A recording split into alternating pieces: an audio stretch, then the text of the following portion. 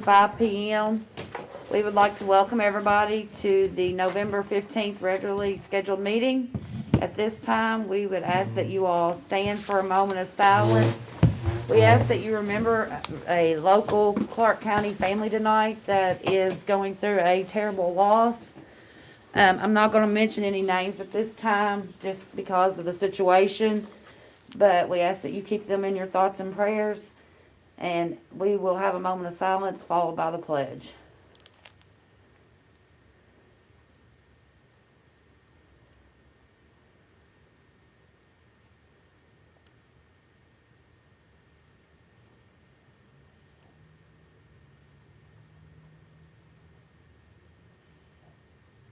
And now the pledge. I pledge allegiance to the flag of the United States of America and to the republic for which it stands, one nation, under God, indivisible, with liberty and justice for all.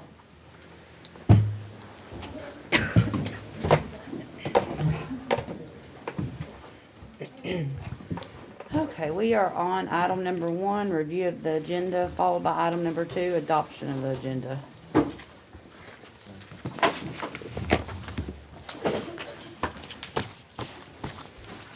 Is there any changes that need to be made? I'd like to move a couple of things out, consent agenda items, so we can wait till we get there, or we can do that now. Completely.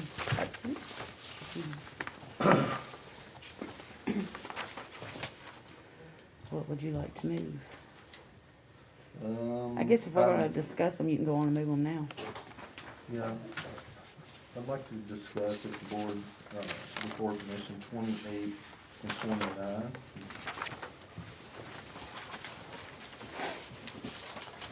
Do you want, put that under student support services? Yeah, I think they fall into that, wouldn't Yeah. Is that okay with the board?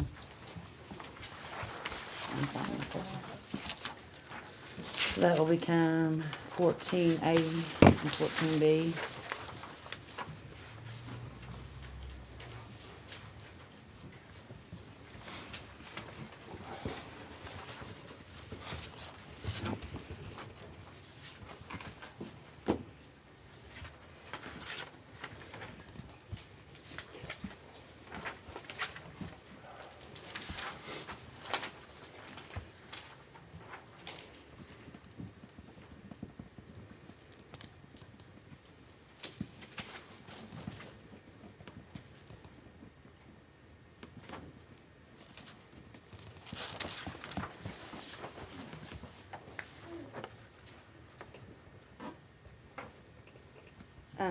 And then on item number 29, Mr. Harris contacted me earlier today and wanted to know if we could add discussion of the assistant managers as well on that.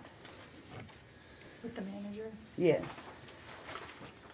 Which I contacted Dr. McComas about as well. She was able to get us some information on a little bit. Yeah, not much. So, if that would be okay with the board. So just make that modification of 14B to include assistant manager. As well, yes.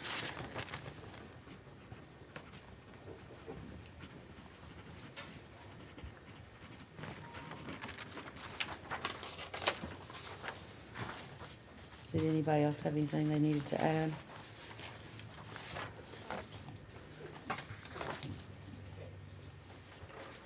Okay, if not, then do I have a motion to adopt the agenda with the changes? I'll make a motion to adopt the agenda with the changes.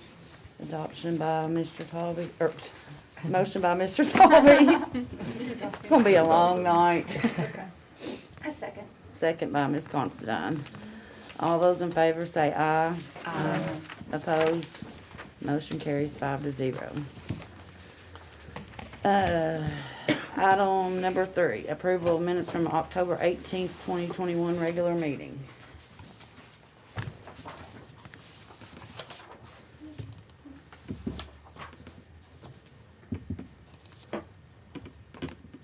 Make a motion to approve this minutes. Motion by Ms. Considine, I'll second. second by Ms. Richardson. All those in favor say aye. Aye. Opposed? Motion carries 5-0. Student and staff recognition. Where do you want me to go? You can go up here to the front, I've got all of those ready, and then I'll read off Oh, back okay. here. And we'll also be doing attendance. Okay. as well.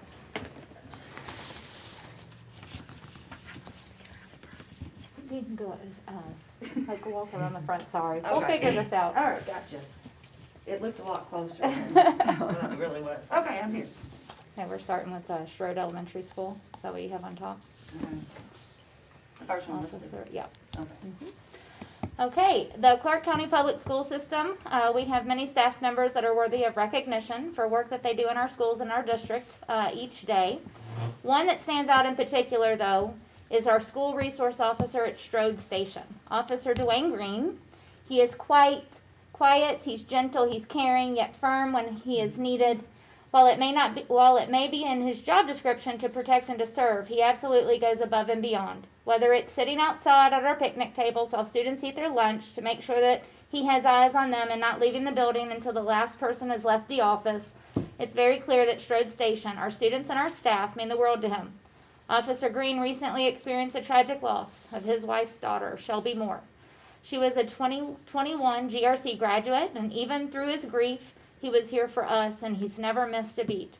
We are extremely grateful for the Clark County Board of Education placing the resource officer in each school for our safety and our protection, and we have just happened to be blessed with the very best at Strode Station Elementary with Officer Dwayne Green.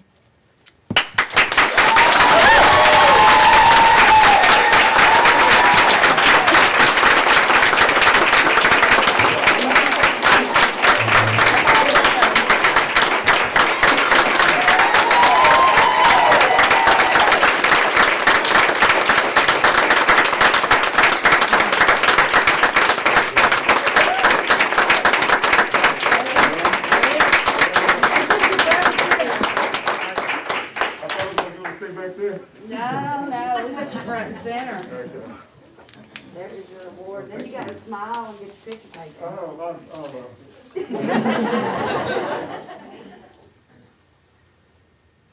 right.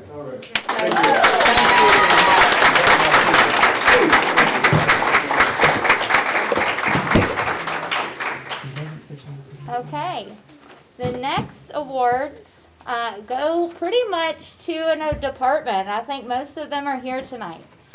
The school nutrition managers, our assistant managers, and our staff have worked tirelessly to make sure that the children of Clark County have received meals during the COVID-19 pandemic. You all have really no idea what they've even been through in the past 2 to 3 weeks. We'll talk more about that later. But even today, they still struggle getting food and beverages to complete a well-balanced meal due to supply chain issues. The managers spend many hours working on finding appropriate meal substitutes that's going to meet the national school breakfast and lunch requirements that also are be accepted by students. The entire school nutrition department staff takes great pride in feeding the students of Clark County Public Schools, and they work hard each and every day to make sure that they have an excellent meal for staff and for students. At this time, we'd like to acknowledge Baker Intermediate Manager Diana Spicer and nutrition staff. Artie.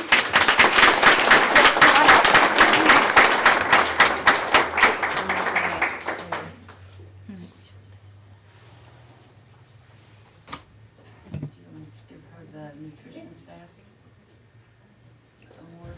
Yes, thank you. So they're gonna collect them on behalf of their department. Thank you. Thank you. Turn and smile at me. When Miss Walker gets to they can congratulate her. RDC, food service, nutrition staff, and manager Jeannie Davis. Go, Jeannie.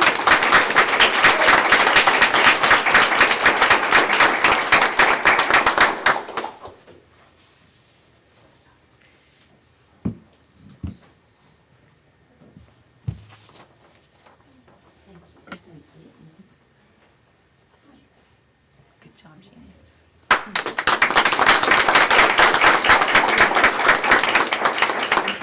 And our GRC food nutrition staff and manager, Miss Gina Walker.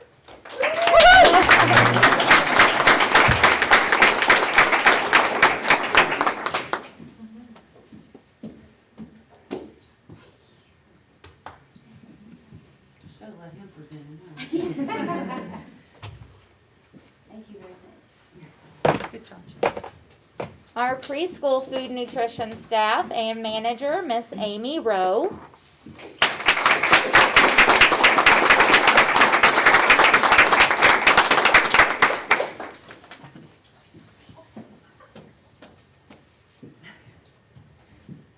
Thank you. Good job. Thank you. And our Conkrite food nutrition staff and their manager, Miss Renee Walker.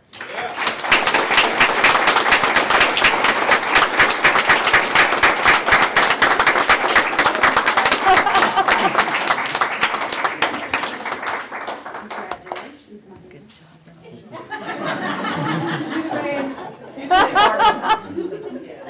Oh, goodness. Our Justice food nutrition staff and their manager, Miss Alyssa Corder.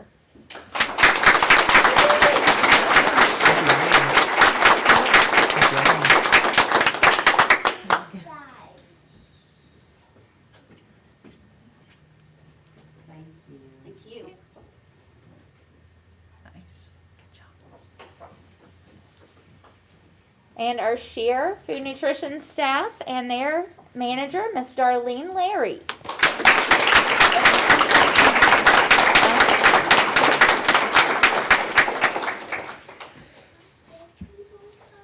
Either you've got me, No.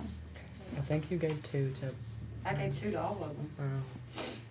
I'm out. I only have straight. You might, did you give the other ones theirs too? All right, everybody check theirs. They stole yours, I don't know. Does anybody have shears? Yeah, Oh, goodness. I'm sorry. those made. Yeah. Okay, you Yeah. can come on. Sorry, come and smile anyway, Miss Larry. We're sorry.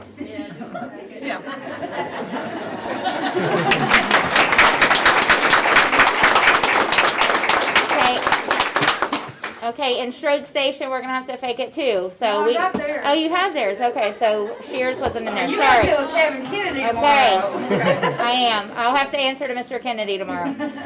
Our Strode Station food nutrition staff and their manager, Miss Carla Quarter.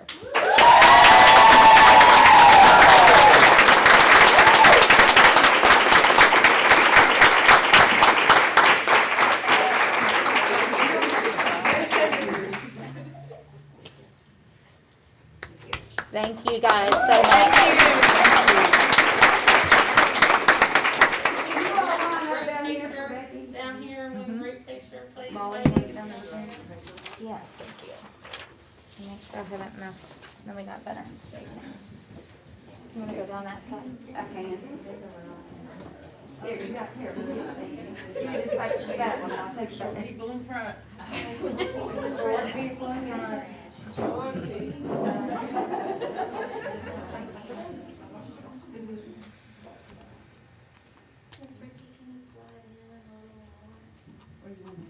This way? I'm not short. You're the cheerleading pose. Yeah. Thank you.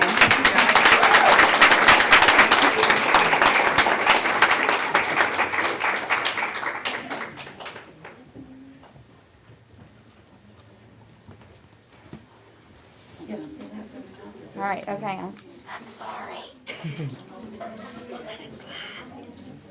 Okay, and then we have Veterans Day awards. Do you want to do those next before we do attendance awards? Is that the yes? That's what I have next. That's all I have is yes. Yeah. Are you, your attendance awards? I don't have those. Well, your attendance awards are the banners. Oh, yeah. Yeah, those are our big banners. and the bowling ball. The big bowling ball. Yeah. Who do you have first? Tristan. Okay. So next we're going to do awards for our winners of our Veterans Day artwork. If you look down in front of the stage there, we have some gorgeous artwork that our students presented for us. And our first recipient is Miss Tristan, or Mr. I'm sorry, Tristan Smither from Shear Elementary.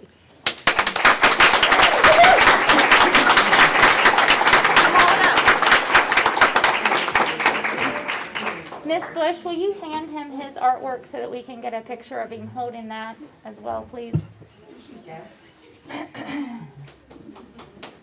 Oh, gosh, we cleaned a lot in tonight. Oh, sorry. Just thought about that.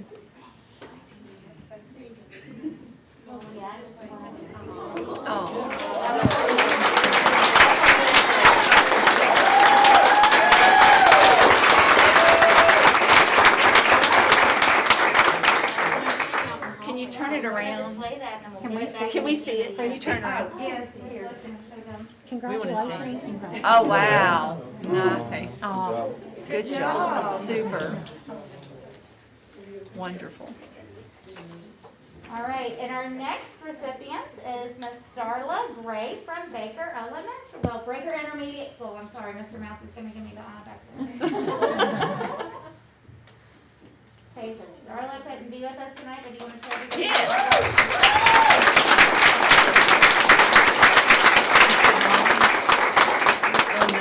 Oh, nice. And then do we have our preschooler here tonight? Catherine Stennett.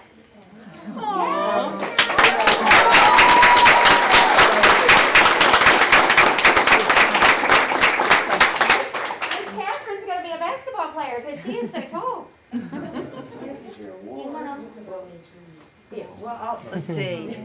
Oh, It's precious. Now, there you go. you got it? I couldn't spell it.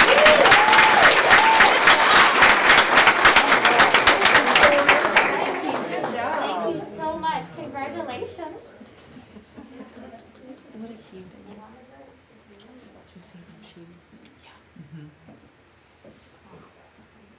Okay, and right. Miss Kylie Hall. Kylie Hall. Okay. Our GRC, Ashley Reniker. All right, Strode, Peyton Knox. Oh, my goodness. Look at him here. Oh, wow. Gorgeous. Those GRCs are always like so beautiful.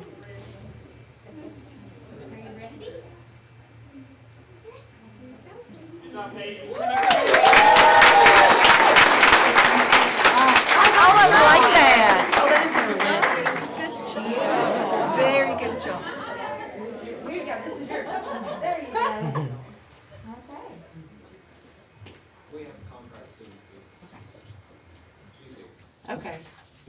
And hang on, Miss Nance brought me Miss Larry, so I'm gonna go ahead and give it to her. Thank you so much.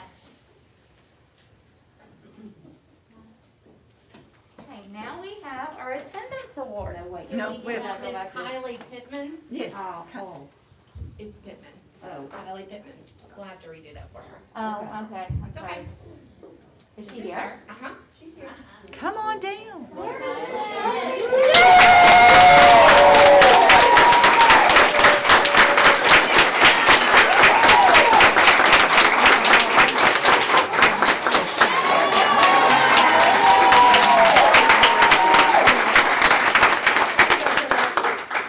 Get you a new one, sir. Ready? 1, 2, 3. Nice. Great job, You can sweetheart. turn it around and show Yeah, them. let's show everybody else. Wow. Oh, that is That's nice. great. I love it. Love it. This will hang out front for everybody to see. Yes.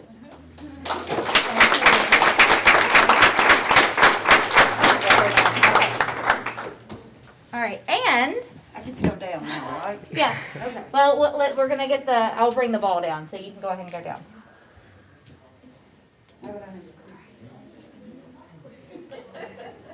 All right, Our winner of our preschool to elementary school banner goes to Conkright Elementary with 94.48%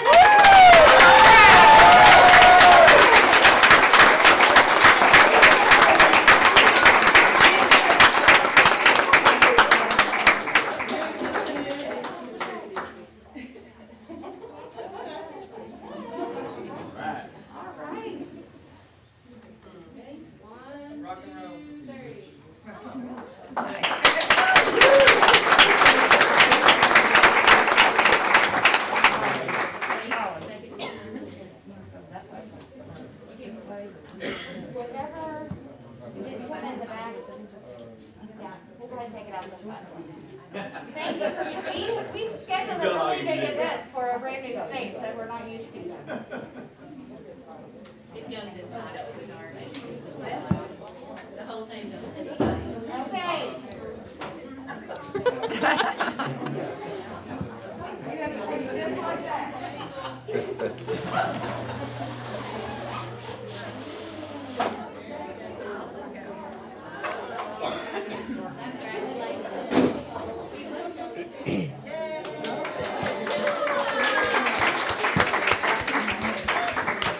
Okay, and with the 94.01, the secondary banner goes to Mr. Josh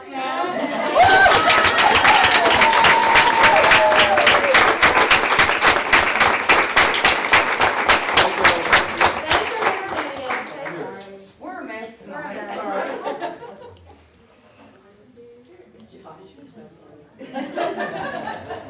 Congratulations. Thank you all. Here's the case for Josh. And the overall attendance winner.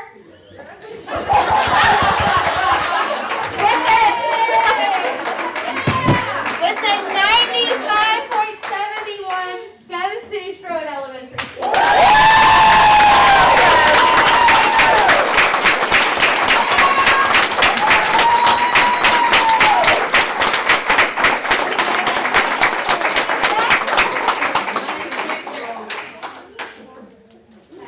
Awesome.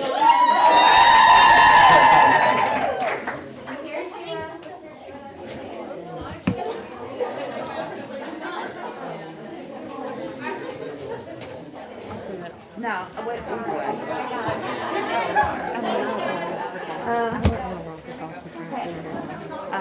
That was a great.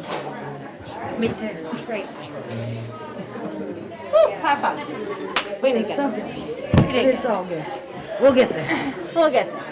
Shoot, where's the public Well, comment? We got fine. Oh, I don't know. Mr. Stump, do you mind seeing if we have any public comments, please?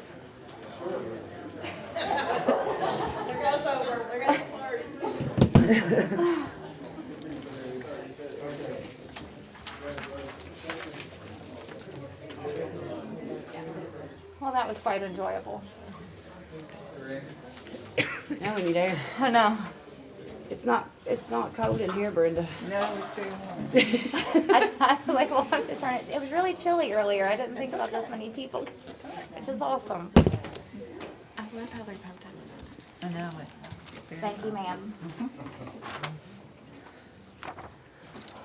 Okay. All right. First, I have in public, we are moving on to public comments, and I have Mr. Tom Sparks. Now, Mr. Sparks, do you want to speak now, or do you want to wait until we have our review of the audit? I'm sorry, I signed in the wrong place. No, I'll just do it on there, according to your agenda. Okay. Okay. Sorry. That's okay. It just had me a little confused, but I thought maybe you had something really good you wanted to tell us. Couldn't wait. Okay, I'm gonna mark him off there. Jay McKinney. All right, item number 14. I don't know if that's overtime or good at home. I signed in on the wrong. Welcome to Clark County, guys. We appreciate it. And the next guy, Paul, is Yeah, they're also Okay, HVAC. so really we have, y'all just wanted to just play. what it's all. All right, so we have no public comments. So now we are on, you want to talk? No, I'm good. Oh, is it mine? Superintendent's Oh, report. okay, yes, I do. It's your turn. It's my turn.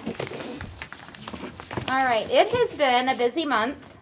I've started changing my superintendent's report, which is, I don't know if you got a hard copy of it, but it's in our folder, to the standards that you're gonna be evaluating me on. So I thought that might be easier as I catalog things. It will go through standard 1 through 7. So in standard 1, I started doing site-based visits and observations with our schools. I got the privilege of seeing Strode site-based visit, GRCs, site SBDM. Oh goodness, this mask has got me not talking tonight. And then also RDCs. And so that was a really great experience. It allowed me to connect with the leaders as well as the teachers and the parent representatives that sit on their SBDM councils. Under standard 2 with instructional leadership, we are continuing with our Cardinal Lead PLC. That's going to probably be a staple that you'll see each month on here. I've given you all the packet of the information that we focused on in this last PLC. Session 1 was around I-time for leaders. We worked on identifying barriers instructionally to our schools. Session 2 is on data analysis around RTI. How can we better support our students that are struggling, which is a greater need than it has been before. And then session 3 was high yield strategies for strong tier 1 instruction. And that was led by 2 of our instructional specialists with our leaders. And so we went around in a 40-minute rotation, really collected a lot of good information to develop plans that we can come back and start implementing and fine tuning. We also reviewed case data with an analytics person from the case when we reviewed the data with all of our building leaders and our instructional team at CCPS. Under standard 3 with cultural leadership, I attend a lot of events, and if you follow me on Facebook, you'll see those. But I got the privilege of watching a Baker and RDC academic team match. I went to our migrant education family event, went to fall festivals, RDC football games, pretty much all of them. I missed 2. And of course, we have state runner-up in the state of Kentucky for our middle school team, which is pretty fabulous. Our band competitions, I went to those and attended the state. We brought home a 5th place title, first time since 2005. Went to our band concerts for RDC, Baker, and GRC, and also their choral performances. If you haven't seen the first annual costume band performance with the middle school and Baker, it was pretty phenomenal. All of the kids dressed up and played really creepy, scary music. It sounded like you were on Goosebumps. It was great. I also got to see our youth football playoffs. So Clark County partners with like Civitan and different youth sports. They played at GRC and they had a big playoff the other night, and I got to go see that. And then we had some amazing Veterans Day programs. I got to go to many of those the way they were staggered throughout the day. But I do want to give a big shout out to our junior ROTC. They showcased and planned a very detailed agenda for the GRC Veterans Day program. It was pretty phenomenal. I also have been to preschool Justice, Strode, and Concrete for PLC observations with their building leaders. I've done walkthroughs at Shear Elementary with Mr. Kennedy. And then I just did general visits to Phoenix, RDC, Baker, and GRC, and also got to watch the KASA leadership, student leadership conference that GRC hosted. And then I was invited to the Central Kentucky Association of School Librarians at RDC. Under Standard 5, which we'll talk more about later, is the wage comparability study that the district is undertaking. We're working on things to make adjustments that are warranted for an overall salary schedule with classified and certified staff. This includes a review of stipends as well. The study should be based on a collective group of districts that's similar to us, so I put that in your working folder also that we can just go back and reference.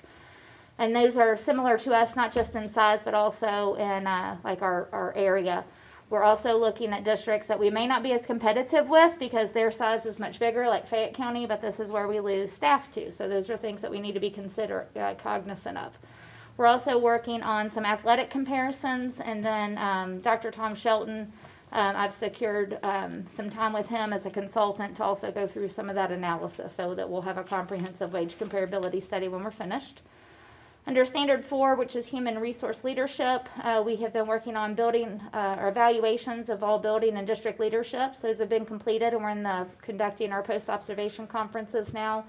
We also want to retool the evaluation protocol so that it's less cumbersome and it's going to be more meaningful, more friendly document to use that's going to help our leaders grow in a more intentional capacity. Under collaborative and influential leadership, there's a variety of meetings that I attend and work on to bring about change, especially at local legislative issues around like full funding for our transportation department. We get 53% there. We're working on things to ensure that we have a new funding mechanism for all-day all-day kindergarten, and that it's not a transfer of money. We want to make sure it's new money that's coming into kindergarten. So I've been working with different groups on that. Also attended our KEDC Board of Directors. It's another way that we can help support some of that work around those initiatives that we need to be mindful of that's going on in Frankfurt. And then we're starting to work on CDIP, which is going to be tied into the school's CSIP plans. So, thank you. Thank you.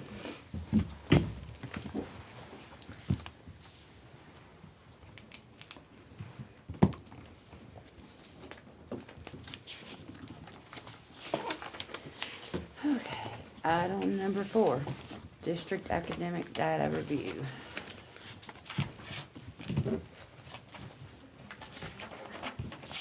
Good evening. This is our academic data for our STAR reading and math for our fall window. Our Clark County this year decided to go to STAR reading and STAR math instead of MAP as a universal screener for our students for a number of reasons, but we can use this really for 2 ways. One of those is to kind of a state predictor for our state assessment in the spring, but also more importantly for our response to intervention programs as a universal screener, which is going to give us that time to really focus in on specific skills that we can help our students. Okay, so what I did, if you want to go to the next slide for me, this is just our overall district picture of our students that took the test, and this again was at the very beginning of the year. So first week of September is when the majority of us took that. So you'll see distinguished, the red is for our STAR reading assessment. So we had 17% of our students scored distinguished, 9% scored in STAR math for distinguished. If you look at our novice numbers, we know those are high. And we see that and we know, but a lot of the curriculum decisions that we are making are focusing on those, on that particular data. So we've put some literacy structures in place, some math structures in place. Again, we've got our instructional time walkthroughs that we're doing across the district and having real life conversations with our principals that's going to help close that gap. So you can see that. Just a little bit about STAR reading, STAR math. That's a little different than MAP for a universal screener. We chose to do that because it's a progress monitoring tool also instead of MAP. So this gives us specific skills that teachers can have that real-time data as they're working with students to really know what specific skills it is that we need to focus on. Okay. The next one, we broke into just our elementary reading and math. So you'll see distinguished, proficient, apprentice, and novice. Again, we do have high numbers of novice there, with 18% distinguished for STAR reading.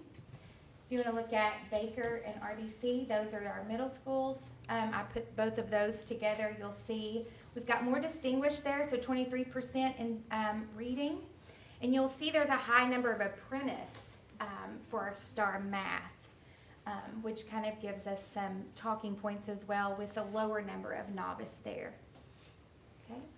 Next one is GRC and Phoenix. Again, 10% distinguished, 15% distinguished in math. We have a high number there in proficient, 38% in math, 30 in reading, and then again, if you look at our novice numbers, 39%, 22%.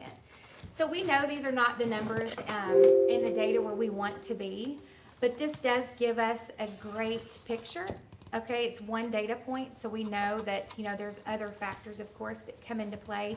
But it does paint a picture for where our kids are coming in off of the pandemic being gone. And then it's allowing us to have those conversations as a district level and also with our building principals, teachers, interventionists, to make sure that we're meeting those specific skills that we need for our students. Anybody have any questions? I feel like that was really fast. When will you test again? So we test our reading and math 3 times a year, but we also have the flexibility, again, like it's progress monitoring. So if students want to give this weekly, they can do that weekly based on the skills that they need with students. It's 30 minutes or less. What are some of your strategies for GRC in Phoenix with 39% novice in reading? So we are actually meeting with them, with their admin team. We're really looking district-wide at our response to intervention MTSS structures in place to kind of see what does their, I think they call it flight time, what that looks like and how they're targeting those students, what happens in intervention, how are we aligning that with their, we've put in that PLC protocol, so they're really looking at data weekly. From formative assessments and talking about that and then how that's going to carry over with the intervention. So we're really developing those structures at GRC. Hopefully that's going to target those specific kids. Right. And so is it all 4 grade levels at GRC? Or All of them, Oh, okay, 9 through 12. 9 through 12. Gotcha, thanks. Anything else? Thank you all.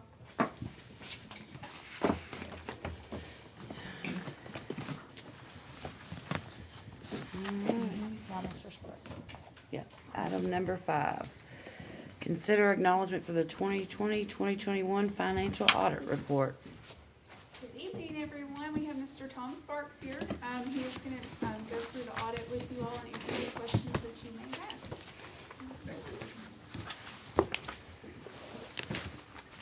have. Good evening. Good evening. As Lisa said, I am Tom Sparks with the firm of Summers, McCray, and Sparks. And I want to thank the board for allowing our firm to do your audit this year. I also want to thank Dr. McComas and Alicia and their staffs for putting up my team of 6 auditors that were running around here aggravating everybody, but they were very cooperative and we appreciate their help. Before I get started, just want to make one note. In these financial statements, you're going to see variances that you normally don't see before because of COVID. So there's a lot of differences that you may not have seen in prior years. One, this year, you'll see a lot of federal monies that have flowed into the district, and thus how it's spended compared to prior years will be a lot different. I understand that you all got a copy of the audit beforehand, and I just want to ask, is there any initial questions on anything before I start the presentation? I did have a question on page 87, where it speaks of the district overpayment was made, a significant overpayment. Can you elaborate on what significant is, and is that overpayment, is that something that we could get back, or is it credited, or how's that work? Yes. So in the calculation of the second half of June's payroll, there was an overpayment of the 941 taxes, which the 941 taxes is your federal withholding, your FICA and Medicare and now. And so the second half of June, it was overpaid, basically double. So at this point in time, a refund request was made to the IRS that has been received, and they also paid interest on the time they held your money. So at this point in time, it's all paid off, and that's why we suggested or made the recommendation that, training get done for the 941 payments, and I think action has been taken at this point in time. Yeah, I was just a little unclear if that was still outstanding, if we received a credit, or, okay. A refund was requested, and the IRS did refund that money as well as some interest for the time period. I think it's a couple months. Okay. If you've dealt with the IRS lately, they're not moving very fast. So, Thank you. yes. Any other initial questions? Okay. Well, if not, I'll go into the presentation. Hopefully you've got a copy of your audit in front of you. The first thing I want to draw your attention to is our auditor's opinion, and it's on page 1 and 2 of your audit report. At the bottom of page 1, you'll see a paragraph called opinions. This is very important. This is where the auditor issues their opinion on your financial statement. This year, we issued an unmodified opinion, which is a clean report, means everything was presented fairly. We did not have to make any material adjustments or find any material discrepancies to any of the audit information. The next part of the audit is what's called the MD&A, which is Management Discussion and Analysis. It's on pages 3 through 9. I do want to bring your attention to some of the information on this. Alicia did a great job in pulling this together, consulting with Dr. McComas, and then these numbers that are on the pages I'm going to refer to, they actually come from the audited financial statements. So on page 5, you'll see a comparative report of your, what we basically call the statement of financial position. And you have a 2021 to 2020 comparison. If you look at the far right-hand column, you can see your changes. In total assets, you can see you had a net change of $808,000. That was basically moving money between, you had some construction funds that were used this year to pay out, to complete some construction in progress that you had going on. So just kind of moved from one pocket to the other pocket as far as cash left, and then construction in progress. Projects were completed, which went to a fixed asset category. I think I have explained maybe, but I'll refresh your memory. Anytime you see deferred outflows, inflows, that is actuary terminology. If you remember, your classified and certified employees have pension plans with the state. The state hires an actuary to do the plans, and they also have their own independent audits. What we're required to do is go, and this is all on the state's websites, on the pension websites. What we go and get that information, because they allocate it based upon every district or every participating entity in the state of Kentucky.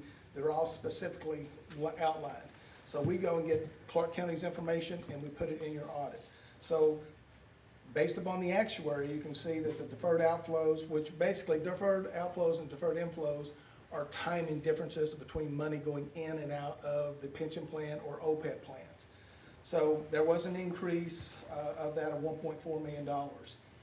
On your total liabilities, the biggest change there was the pension plan liabilities did go up, your OPEB liabilities did go up, and you had a new bond refunding. If you remember, you had some new bond refundings. If the 2010, what we call the BABs, got refunded, and then also you had a new KISTA loan for 2 new buses this year. A strong indicator is in that total net position. Your net position went up $947,000. That's a good sign, especially in these last several years. But that's a good indicator. And then on page 6, here again, there's a comparative of governmental and business type. Governmental is all your other funds except for your food service, and that's in the business category.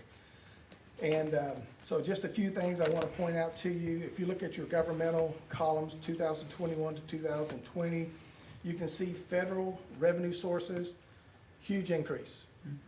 You all have got a ton of COVID-19 related monies, ESSER 1, ESSER 2, ESSER 3, the GEARS money, they've all started coming in.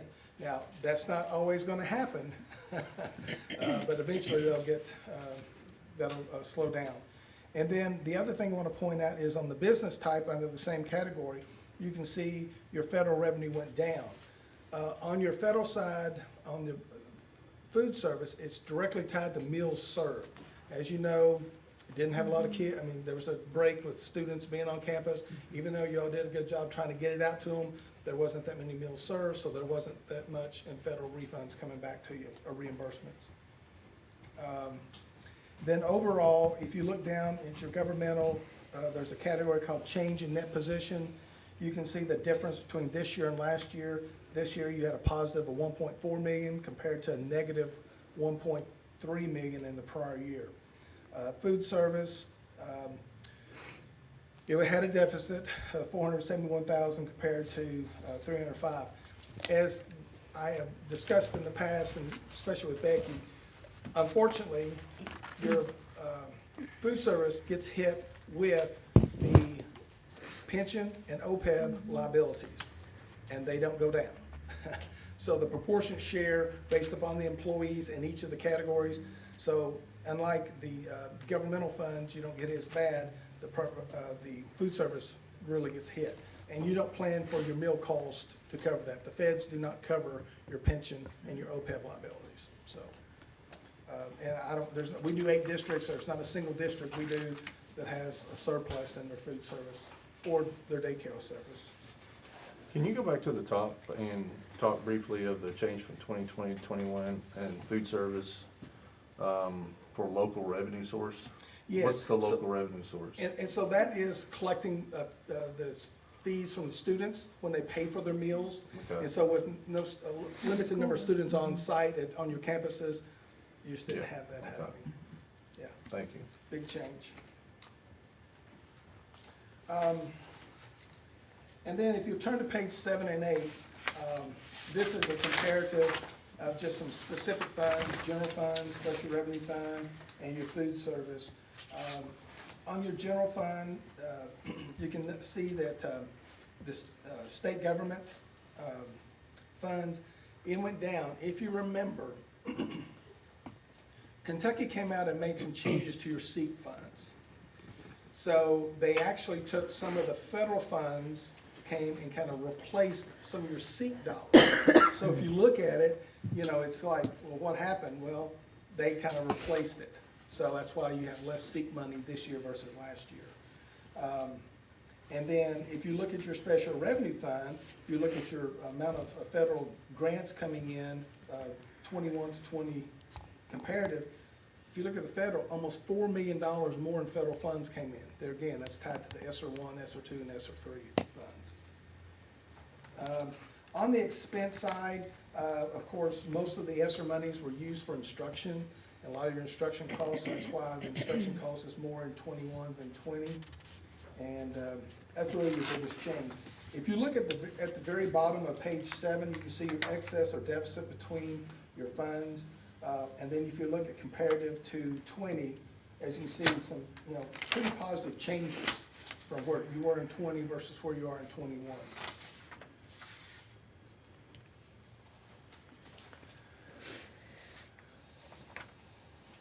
The next part of the audit, I want to kind of skip around because the pages after page 7 and 8 are individual statements that I've combined and I've been individual. But on page 33 and 32, note number 2, I'm just bringing this to you, and in the exit conference that we did have with Dr. McComas and with Alicia, we brought these same items up. But on page 32, there's a couple new accounting standards that are coming down the pipe. One is going to be applicable next year. It's called GASB 87, and what happens is it's going to make you, on long-term leases, you will now have to reflect the long-term lease as a liability and an intangible asset. Now, it should balance on your statement of financial position, but it may not. This is a total change from what you normally account for leases. Normally, you just expense it off and you go on. Now, GASB has changed how that has to be reflected on your financial statements. So they're going to look a little different coming up, especially on your long-term leases. The other one is on page 33. This is very similar, statement number 96. This is on subscription-based technology arrangements. And as I explained in the thing, if you have long-term IT-related type agreements, not for 1 year, for 1 year only, they don't, but they're long-term, 3 year, 4 year, whatever, they now will have to be reflected on your financial statements, similar to the way leases are. So there again, a major change in your financial statements and presentation-wise. On page 34, just want to point this out, on your capital assets, kind of talked about this earlier. On your addition column, if you look through there, you see you completed 5.9 million when it says disposals. That's not really disposal, that's just where construction progress has been completed and been transferred over. And if you see your buildings and improvements went up $6 million, that's where it went. And then you had current year construction progress of 4.6 million. So you all have a lot of projects going on. One of the things I want to point out to you, you've got a lot of expenditures that originally, a lot of projects have been completed, but not yet approved by KDE. So there's a document called a BG5 form. And until KDE approves the BG5, we technically don't recommend moving that money from construction progress to a fixed asset category. So like, I think on the GRC, which was a huge project, it's been going on since 2015, 2016. Most of that's done, but it just hasn't been approved yet by KDE to move it. So that's why you see at the end of the year, $44 million in construction progress. Most of that's completed, just hasn't gone through the final release of approval process. On page 35 and 37, I do want to point out, and we kind of mentioned it before, but just show it in this format.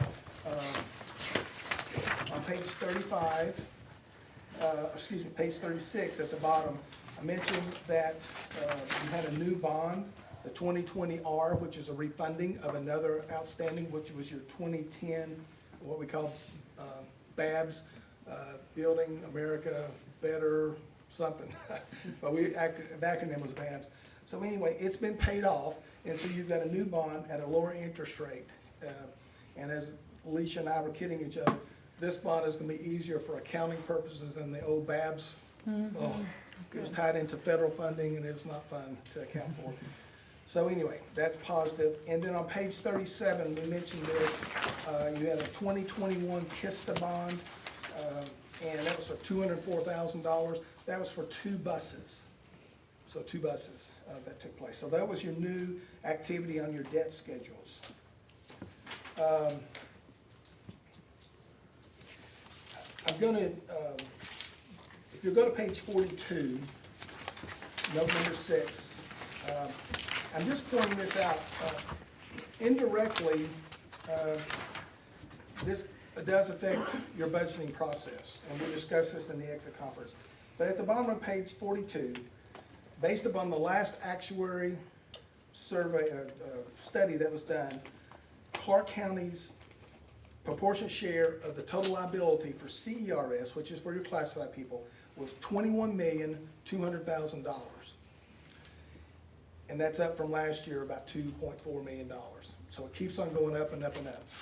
Now, where it impacts the district in budgeting, when the state sets their matching requirement and contribution requirement, that comes out of local dollars, okay? So if SEEK doesn't give you enough money, then you have to come up with local dollars to meet that. So, you know, as that happens each year in your budgeting process, some things are out of your control. So just bringing that to your attention. And then and that's just the pension component. If you turn to page 51, and all these pages I'm skipping over, this information comes directly from the actuary and the auditor of the state's pension and OPEB plans. So, but on page 51, this is the OPEB, which is other pension employee benefits for your retirees. So if you're looking toward the middle of the page on the CERS, the district's unfunded liability at this point in time is $6.6 million.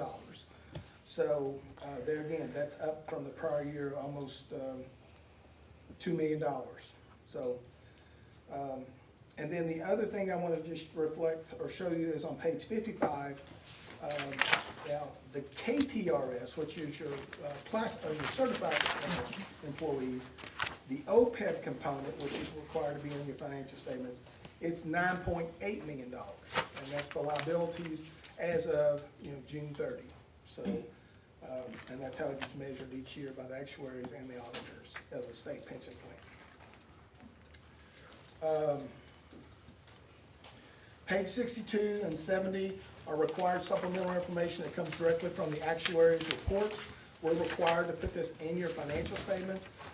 It will eventually be a 10-year kind of a statement. We've only had like 5 or 6 years at this point in time, but eventually as they get up to 10 years, each of those will be reflected in your financial statements in this part of the audit. Supplemental information. So in the supplemental information, there's 3 components. One is non-major funds, which non-major funds are funds that are not as material from a standpoint of the audits or revenue activity, like your student activity funds, your district activity funds, capital outlay, construction funds. Those are presented on page 71, 72. The school activity funds start on page 73 and go to page 75. One of the things that we look at, or some of the audit team looks at on that activity funds, we've got to verify that none of the activity funds had a deficit balance. That's a big no-no. You can't borrow from another activity fund to pay your expenses. So we did not find any of that in our testing this year, which is good. No, there was no individual activity fund that had a deficit balance. Now, on page 73 is a recap of all your schools, where they have the fund balance or the cash balance coming into the year, the revenues they collected, the expenses they had, and then the ending cash balance for the year. We are required, any high schools are required to have separate independent statements, but the other schools are not. That's why the high school is shown with all of their individual activities.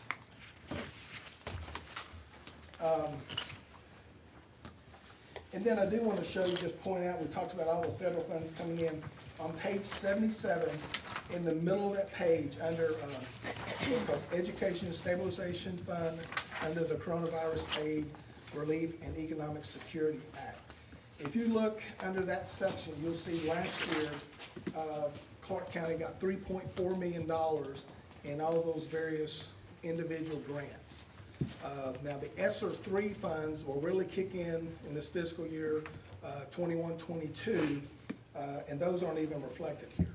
So, as you can see, that's something that you've not had this level of funding before, and it won't continue, or I don't think it will, but it's just we'll point out how much federal funds did come in.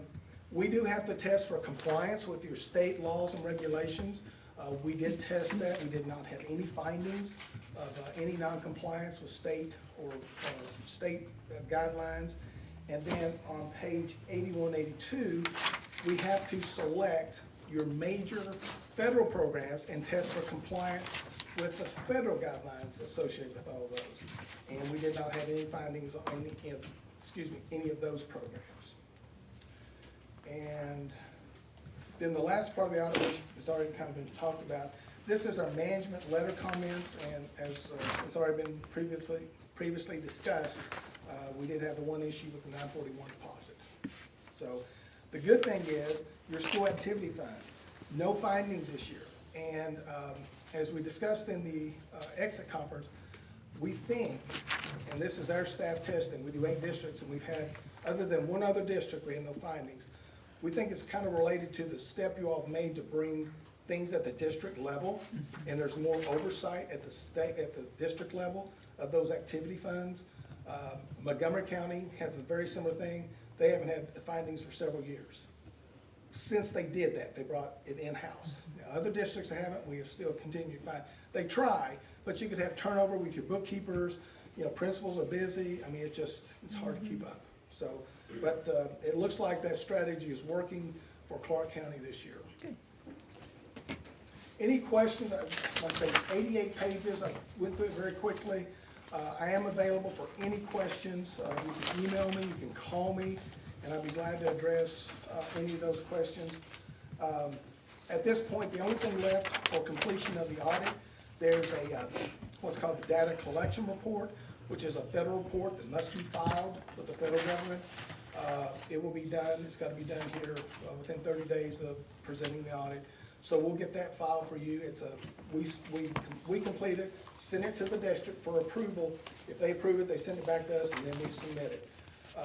Information has already been sent to the state as required on today's the 15th. So that's been electronically filed and paper filed, so you're in compliance there. So I think you're in good shape on most of your compliance or filing requirements at this point in time. Any questions or comments? Thank you. Thank you, Mr. Thank Sparks. you.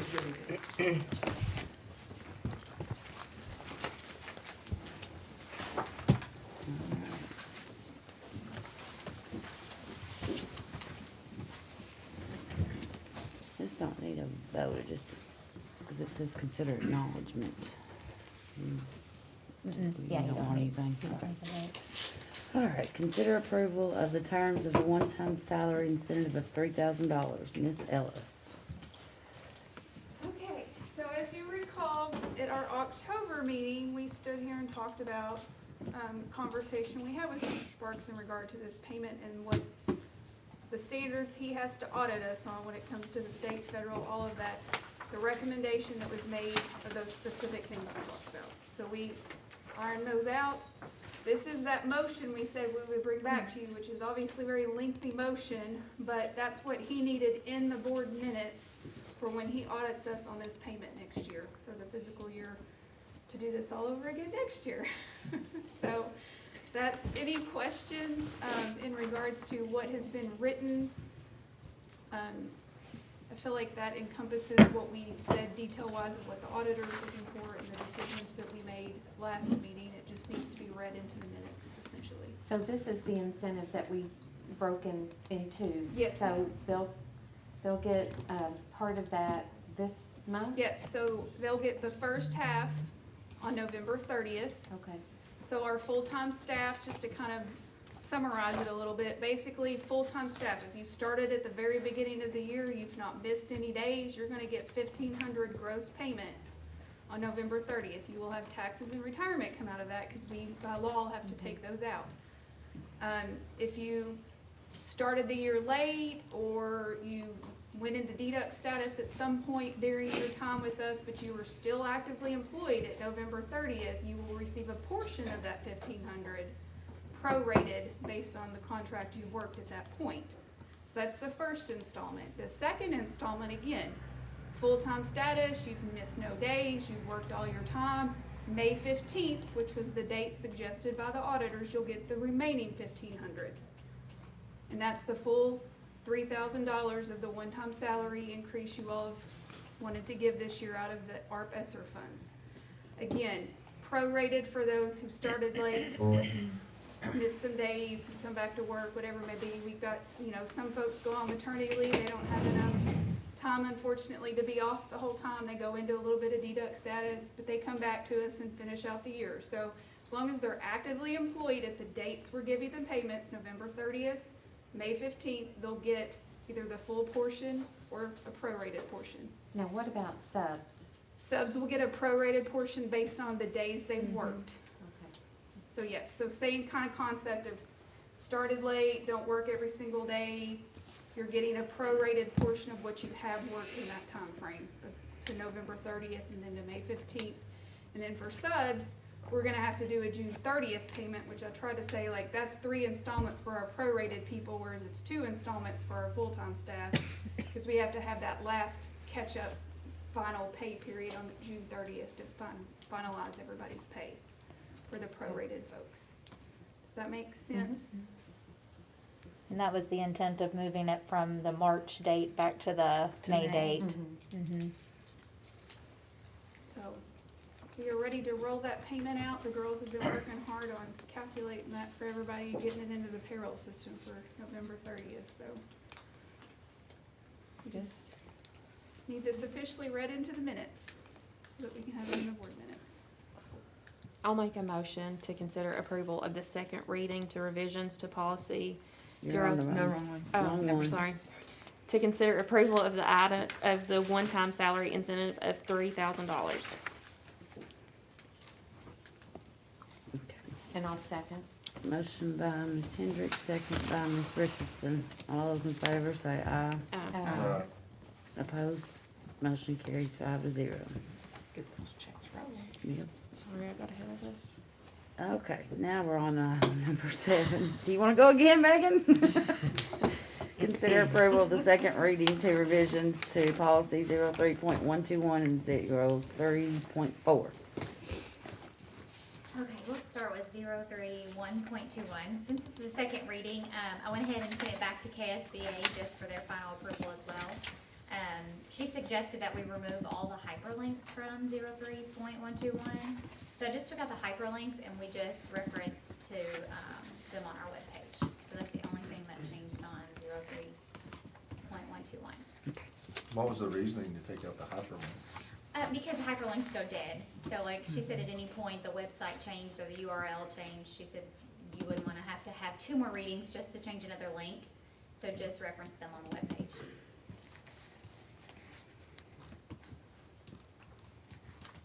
Any questions on that one? Do you need to do them separate, or is it okay to do them together? However you all want to do them. I guess we're going to approve both of them. We could just do them together. Okay, if you want to just keep Okay. going. All right, 03.4. So Mrs. Ellis first suggested this, and then it was affirmed by KSBA that we remove any monetary statements from our policy. So in 03.4, we actually had put the amount that we were going to pay long-term subs, but it's now been removed, and it's just referenced, as you can see in front of you, to refer to the substitute teacher salary schedule. So that's also the updated salary schedule that I included in our documents this week.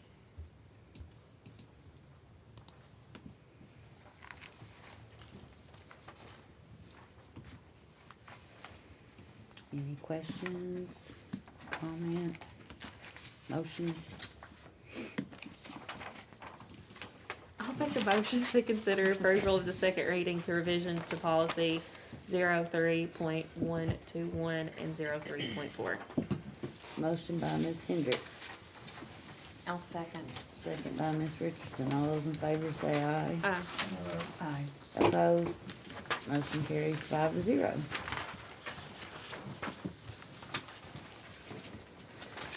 Okay.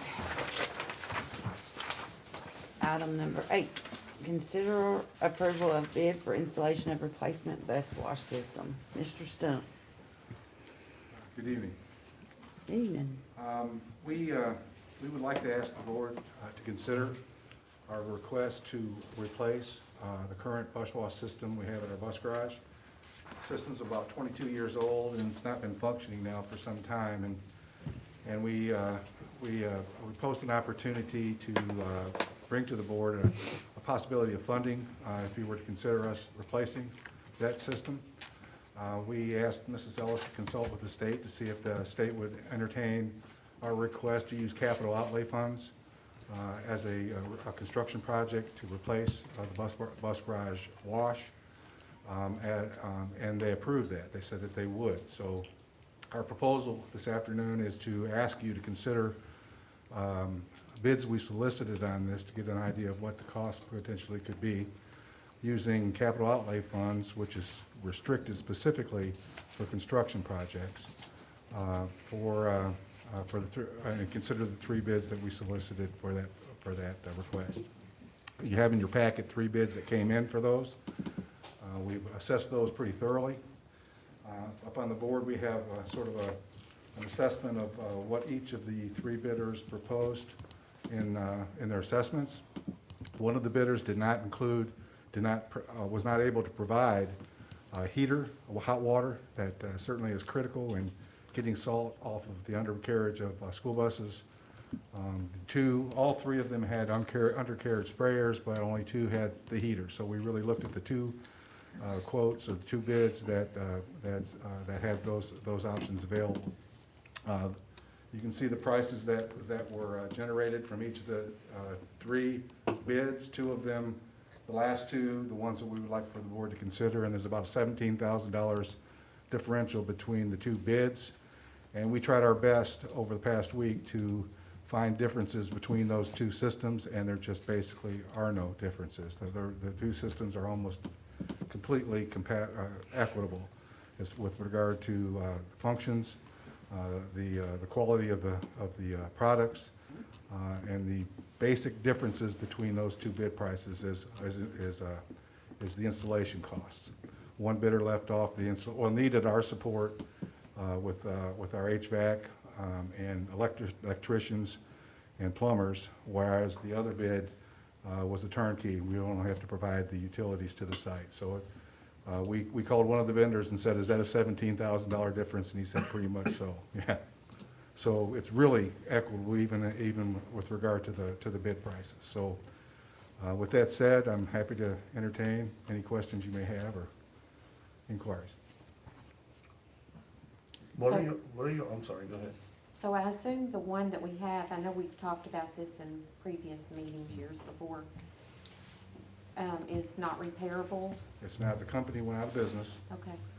and we contacted other companies to see if we could buy parts from other companies that would be interchangeable with that system, and we cannot. So it's pretty much a dead system, useless to us at this point. And is it in the bus garage? Mhm. So it's in a bay? It's in the back bay. The back bay was designed specifically for a bus wash system, and that it's a touchless, it's got brushes that spin as the bus drives through it. The three that we have quoted here are touchless. What's the timeline on installation? 14 to 16 weeks for each company.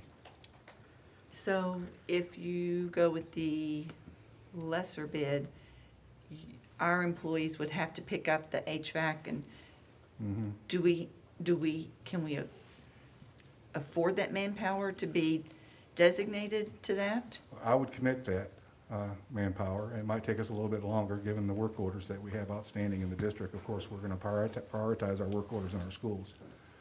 But all three of these manufacturers, ironically, are from Michigan. So, you know, they told us that there's an install time frame of 1 to 2 weeks, including training. Once they get the product on site, the lead time for the product here, the equipment, is really the delay in lead time. But once they get on site, a week to 2. So I would have to commit guys to that project throughout the day, running water pipes, gas lines that runs off natural gas, and electrical. But I think we could probably handle that. For $17,000, we'd be willing to give it a shot. One bid says 3 weeks of installation. That's roughly the same between the companies. It's 1 to 3 weeks, but that included training of staff on how to use it, running checks on it to make sure it was operational and working fine. What are you doing today since it's not operational? How's the buses being washed? Well, we're not washing buses. We're using, you know, we use a sprayer, but we can't get under the buses. Our biggest concern is with salt. And we called other county school systems and asked them how they were washing their buses. And for the smaller districts, it was pretty much the same response. We don't get up under our carriage, but we have 4 buses sitting on the lot with rust damage. We've incurred a great expense on dealing with undercarriage rust on our buses to keep them operational. You know, when salt gets under there and you can't get the salt off, it'll compromise your flooring and your framing. And many times you're grounding buses that run perfectly, but your frame is gone. So undercarriage wash is critical during snow season and salt season to make sure that your buses last as long as you would expect them to, or they have the ability to be. How long has the system been dead? I was just asked Danny that question, and he said about 2 years. Less than 2 years. Soldered tractor units actually went out, they were no longer functioning, pneumatics broke down those. We couldn't find any replacement cylinders that would take care of that issue, repair those.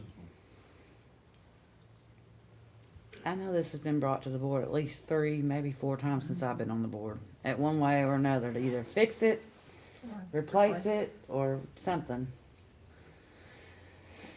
Well, I think the good news is if you decide to support it, it doesn't come out of your general funds. It comes out of your capital outlay fund, which has to be used on construction projects.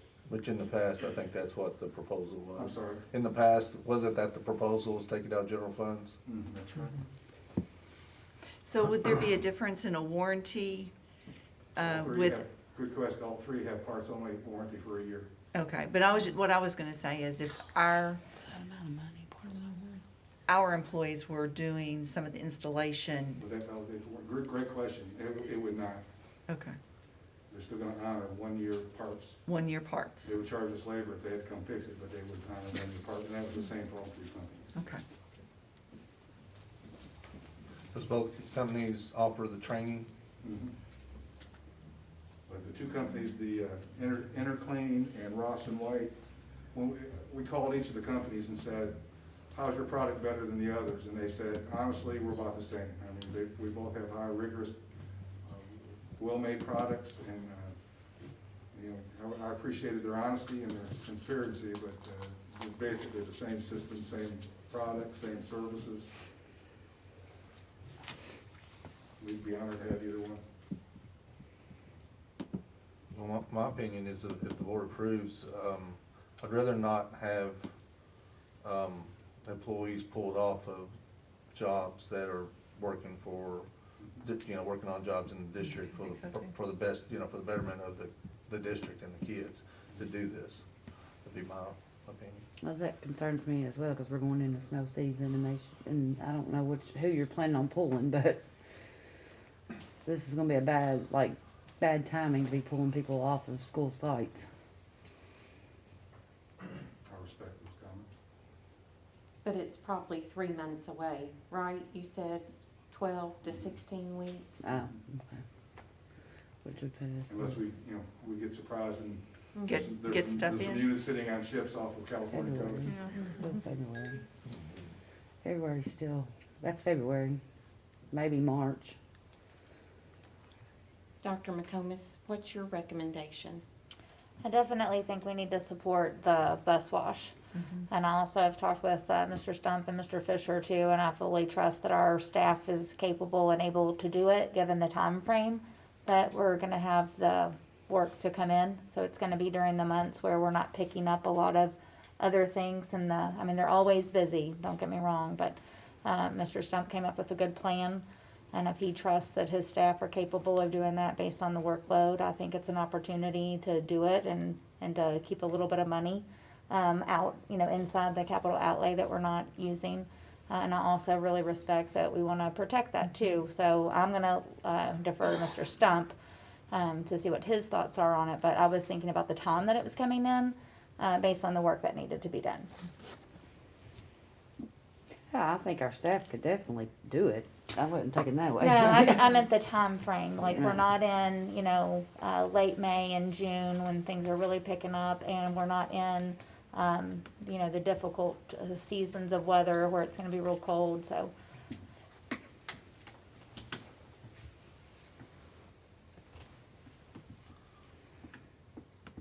We're back to you, Donna. Yeah, we're back to you, Mr. I Stump. think if we were in a spot to where we were really tight on workload projects, there are local contractors, and I'm pretty confident they would do the work for less than $17,000.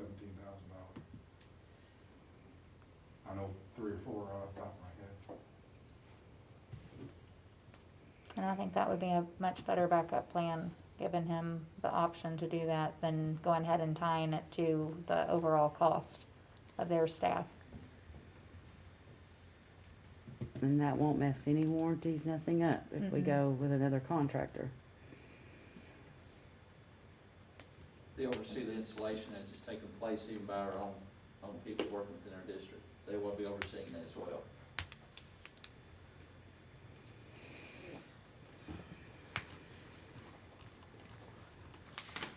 And they do the schematic design, the drawings, so it's really specific on how to install it, so it's done by architects. And if this isn't an option, we do need to think about something to do with the space. We have an unusable bay because we have equipment that doesn't work, which is ultimately gonna compromise the structure of our buses. But if we're not gonna go with the bus wash, then we need to be able to go back and come up with something that we can utilize that space.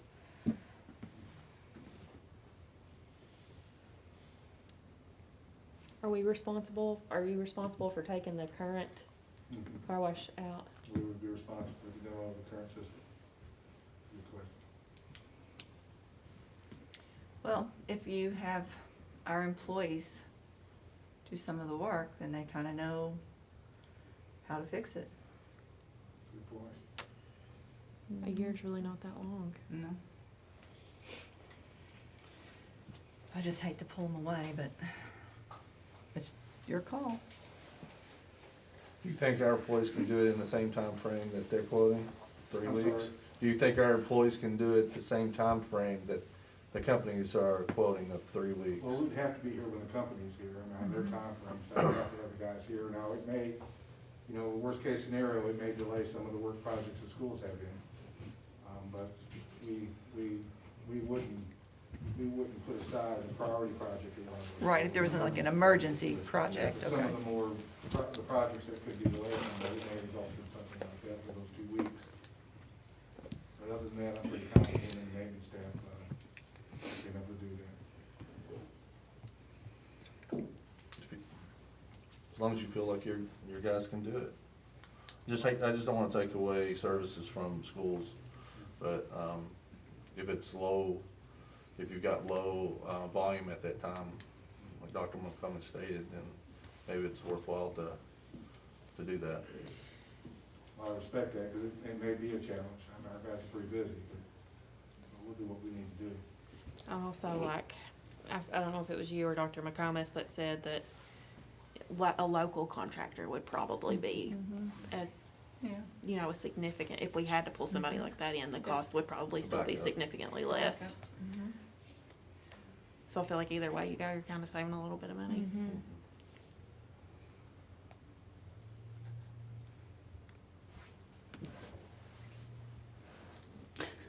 Somebody wanna make a motion? We all just gonna say. No, I'll make a motion to approve, the bid of the installation of replacement of the bus wash system. Do we wanna put a dollar amount? Interclean, I'm sorry? with Interclean. Is that your recommendation? Okay. With Interclean? What was that bid? 152, 131? No, I think that was the, Is that, no, that was the other one. Harder to read. Yeah, I thought it was, that's what I was looking for. And so the It's hydrochem is, Looks like it's 152, Inter- 131? so I think the 152, 131 Hydrogen was the one that did not have the heated. oh, Yeah, Interclean looks like it's 152, 131, is that right? So, I was having I'll trouble like with to add that. that to the motion, It's hard to read. 152, 131, from Interclean Equipment. As long as it's not coming out of contingency. Okay, Capital outlay. yeah. I'll second your motion. all right, motion by Mr. Talby, second by Ms. Hendricks. All those in favor say aye. Aye. Opposed, motion carries 5-0. Okay, item number 9, consider approval of bid for sidewalk additions to George Rogers Clark High School Athletic Complex. Mr. Stone. Okay, a few months back, the board directed me to investigate what it would cost to add sidewalk to the project out in the sports complex out in front of the football stadium. In particular, the board was interested in getting quotes on sidewalk that would run from GRC's parking lot along the roadside, going on the stadium side of the roadside, along that roadside to the ramp, going into the football stadium.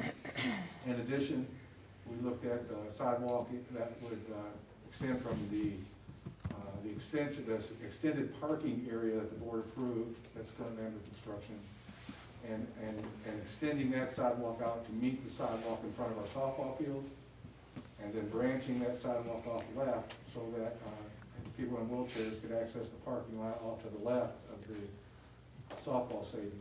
The total square footage in that was 600 linear feet, 6 foot wide.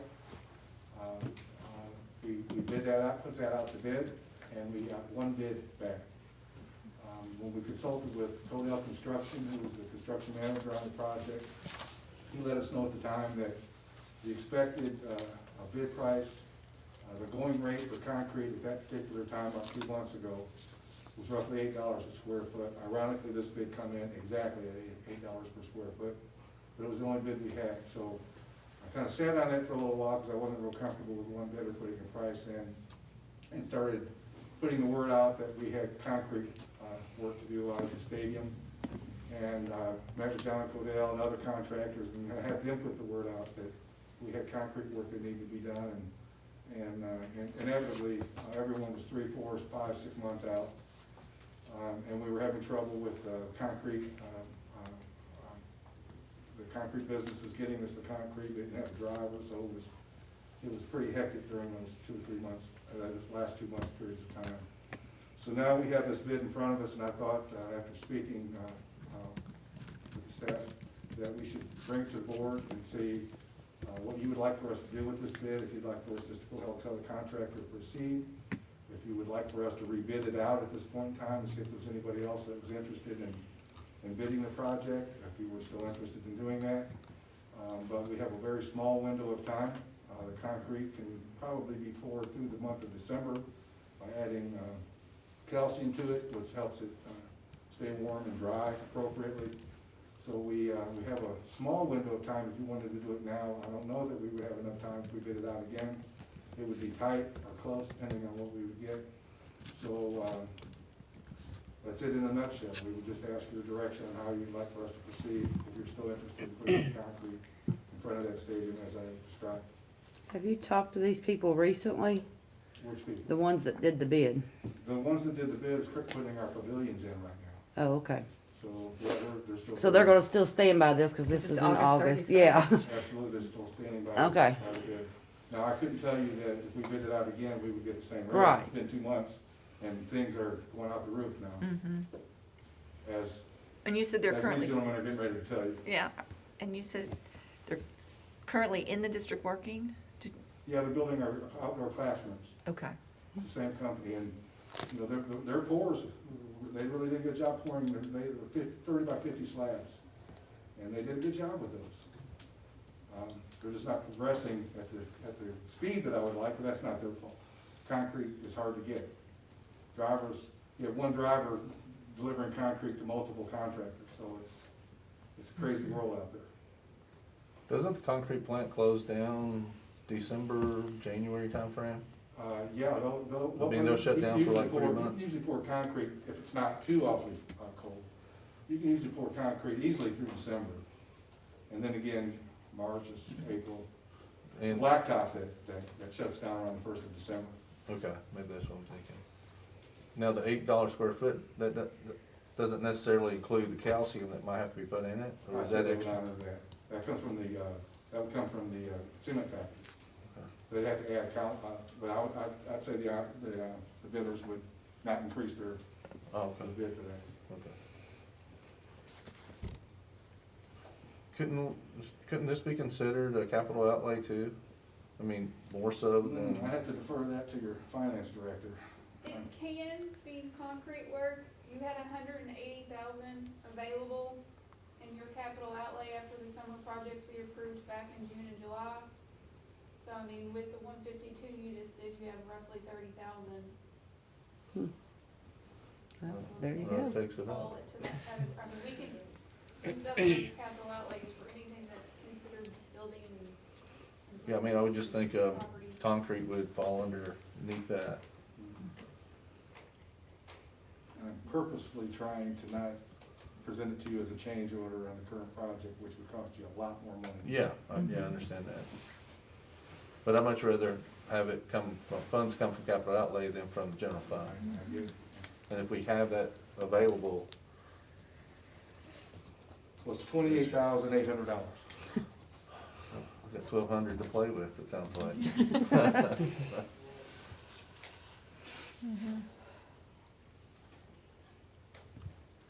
Just incidentally, they'll be pouring blacktop out there later this week. Mhm. We're getting ready to lay blacktop on the For- parking area. for the parking. What do we do with all those trees down that side? They die, we just got rid of them, they'll die. I know. They can't Hurt stand my the shock. heart. Yeah. But we put some nice red maples in there, Okay. in their place. Cardinal red. Thought we were gonna maples. dig them trees up. They still would be out there if you're interested in them. We were just told that there was no way they would take the shock this time of year. Yeah, okay. They were more costly to transplant than buying. Yeah, trees. we did look into it. It, yeah. Okay. They wanted $600 to transplant them. We got the red maples for $600. Well, I'll make a motion to approve the bid for the sidewalk additions, George Rogers Clark High School Athletic Complex of $28,800 to come out capital outlay. Okay, motion by Mr. Tobey, I'll second. second by Ms. Constance, and all those in favor say aye. Aye. Opposed? Motion carries 5-0. All right, item number 10, consider approval of proposal from S&M for the geotechnical survey of the new preschool facility site in the amount of $57,325. Mr. Stump again. Okay, this is the survey that would assess the property out behind Strode that the board has identified as the potential site for our preschool, our new preschool center. This survey would involve drilling holes down into the subsurface of that property to get an assessment of how the rock laid, how deep it was. They would give particular attention to the two sinkholes that they identified with the board exist on the property and the nature of those sinkholes, how deep they were and wide and such of that nature. So this survey would address those things, and they would be able to, after the report was submitted back, report to the board whether or not this truly is a feasible property to build a building the size of the preschool that we're considering. So that being said, it was bid, the project was bid, and two bids came in, and your architects is recommending the lower bid at $57,325 with S&ME to do that work. Any questions? And just to note along the timeline of construction, we're still solidly in the schematic design phase. It's not taking us beyond to another page. We're still in schematic design. This survey would allow us to consider some earthwork here pretty soon, once this came back to us in 17 weeks or so. Is that what the time frame is, about 17 weeks? For the report to be back.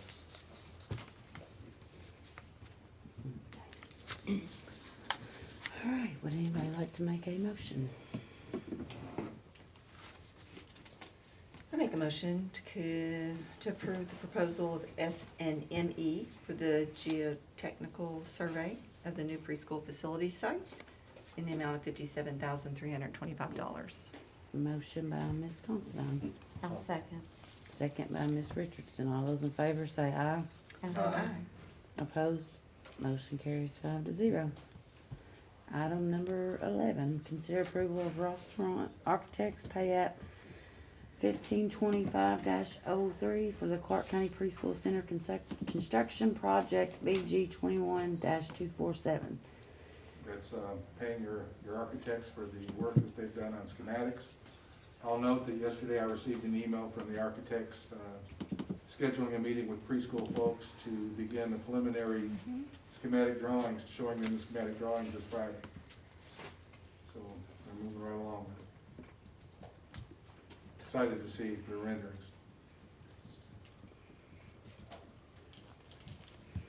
Make a motion to approve item 11 is written. Motion by Mr. Tallby. A second. Second by Ms. Considine. All those in favor say aye. Aye. Opposed? Motion carries 5-0. Item number 12, consider approval of the adoption of KISTA participation resolution for the proposed purchase of 3 new school buses. Mr. Stump. Okay, this year we have three school buses coming off your KISTA financing schedule.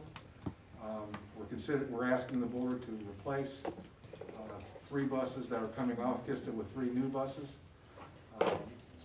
Part of the process is, the initial process is for the board to adopt the participation resolution saying that you want to participate in KISTA bonding and funding. The current rate is quoted on the document is 1.8% over a fixed rate over 10 years. So if the board's interested in participating in KISTA this year, then this resolution must be adopted.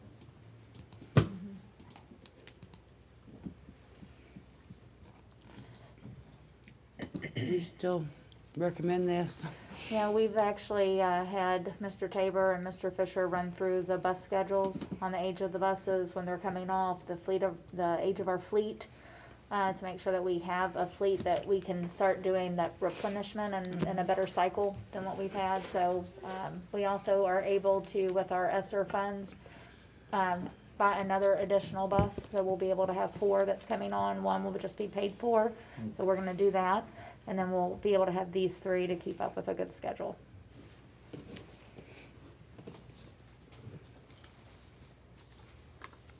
I make a motion to approve the adoption of the KISTA participation resolution for the proposed purchase of 3 new school buses. Motion by Ms. Considine, I'll second. second by Ms. Richardson. All those in favor say aye. Aye. Opposed? Motion carries 5-0.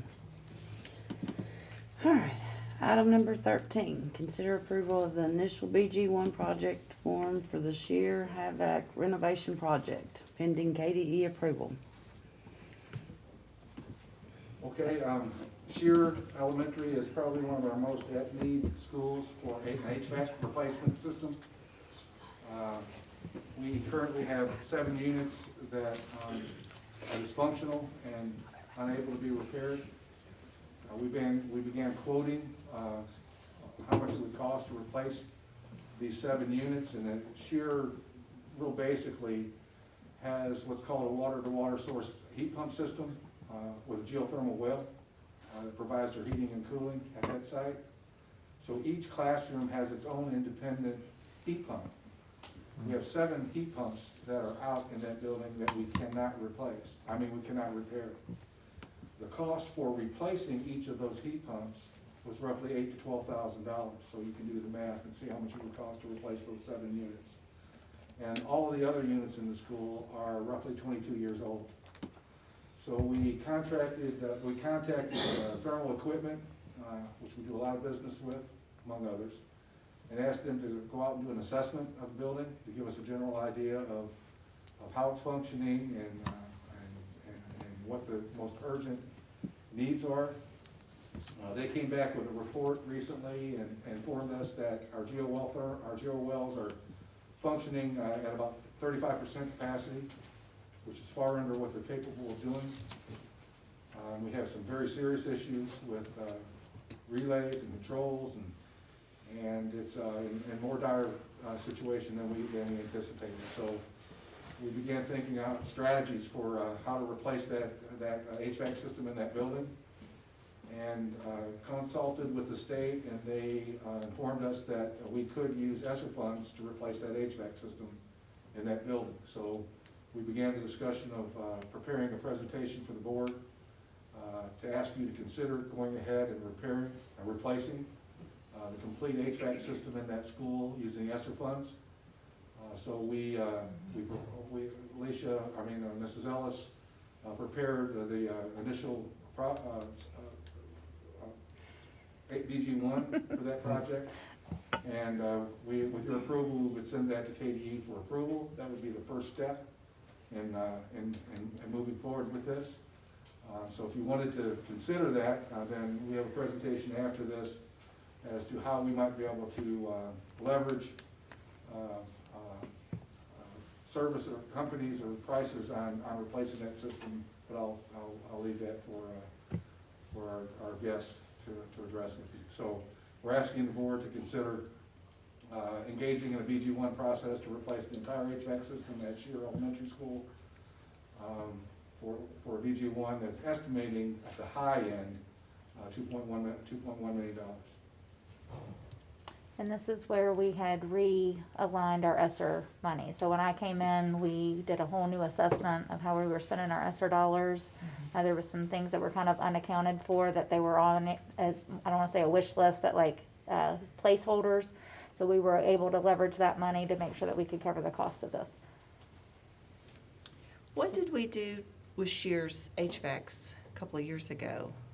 We To installed make them more we energy installed efficient. 2 simple air handling units on the roof for fresh air circulation. Right. Those units would stay. We would incorporate those units into the current system that's being proposed. So we would have that circulation system already in place. That's significantly going to reduce the cost of changing that system out. And another really nice advantage to doing it at this point is that we're changing the heat pumps that are outside wall installed. They're on the outside wall of the room. And you probably remember how ugly they are, and they blow air out of that unit with ceiling-based heat pumps that would go in the ceilings. And the ductwork would be installed to where that air would be equitably distributed in every classroom and installed in the ceiling, and would no longer be against the wall to where the kids sitting along that wall are getting hot and cold. And so it's a complete redesign of that system, using the geothermal well, and maximizing the utilization of that geothermal well. Where does that leave the ESSER fund balance if this is approved? Please. Where are we on that ESSER fund balance? Ms. Ellis, once this goes, I will have to pull the report, I don't have that prepared for tonight. yeah, Okay, and we can get that for you. okay.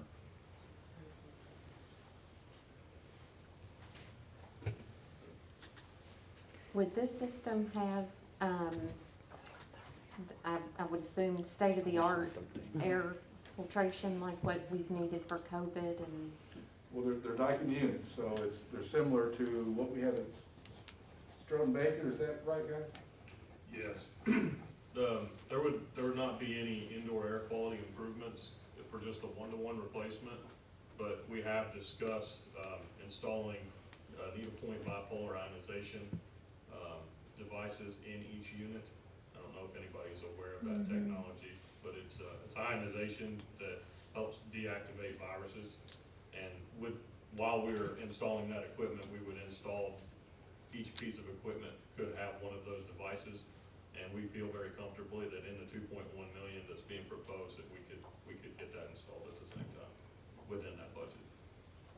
And we've also installed, sorry to interrupt you, but we've also installed them here in this building as well as some of your other schools. The big improvement to their air quality was when we installed the rooftop air handlers. So improving it beyond that is, Right, it would be significant if we were talking to you about new air handlers. We already have those. right. We could also install higher level filters. We could move up to MERV 13 and put a 2-inch filter rack on that if you would like. That's another recommendation for helping improve indoor air quality, is to go with the thicker filters that capture more particles. But in answering your question, absolutely, it'd be state-of-the-art. So does Baker and Strode have older? No, we replaced those two systems. Those are all replaced, They're all new, yeah. all new, so So really, this is the last one. this will of be the old- last, Other than preschool and Phoenix Academy. Right, right. Yes. We replaced the systems in Concrete and Justice fairly recently. That time's going by pretty quickly. I can't believe it's that many years ago, but, and GRC obviously is a pretty new system. And Campbell, we've replaced a large section of Campbell, however, H-wing and D-wing have not been replaced yet in Campbell. They have the same systems, water-to-water source heat pumps that we're talking about here in the walls. I'll make a motion to consider approval of initial BG1 project form for this year HVAC renovation project pending KDE approval. I'll second. Motion by Ms. Hendricks, second by Ms. Richardson. All those in favor say aye. Aye. Opposed, motion carries 5-0. Item number 14, consider approval of utilizing, is it Omnia? Omnia. Omnia? Cooperative Purchasing Procurement for Sheer Havoc Renovation Project. Okay, there's a national cooperative that lends its services to us. We're already members of that cooperative that poses the possibility of getting this HVAC system at a significantly reduced rate and in a very expedited time frame, more so than if we were to set it out for bid and go through that process of bidding and procurement and things of that nature. So having said that, these two gentlemen have prepared a very brief presentation for you to kind of give you an idea of what that system does and what opportunities you have, and you can choose whether or not this is something you'd like to pursue to address the BG1 you just approved. Okay, so, Jay?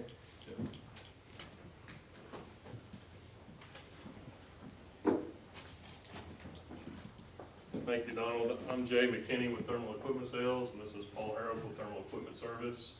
Appreciate the vote of confidence and the opportunity to present this to the board.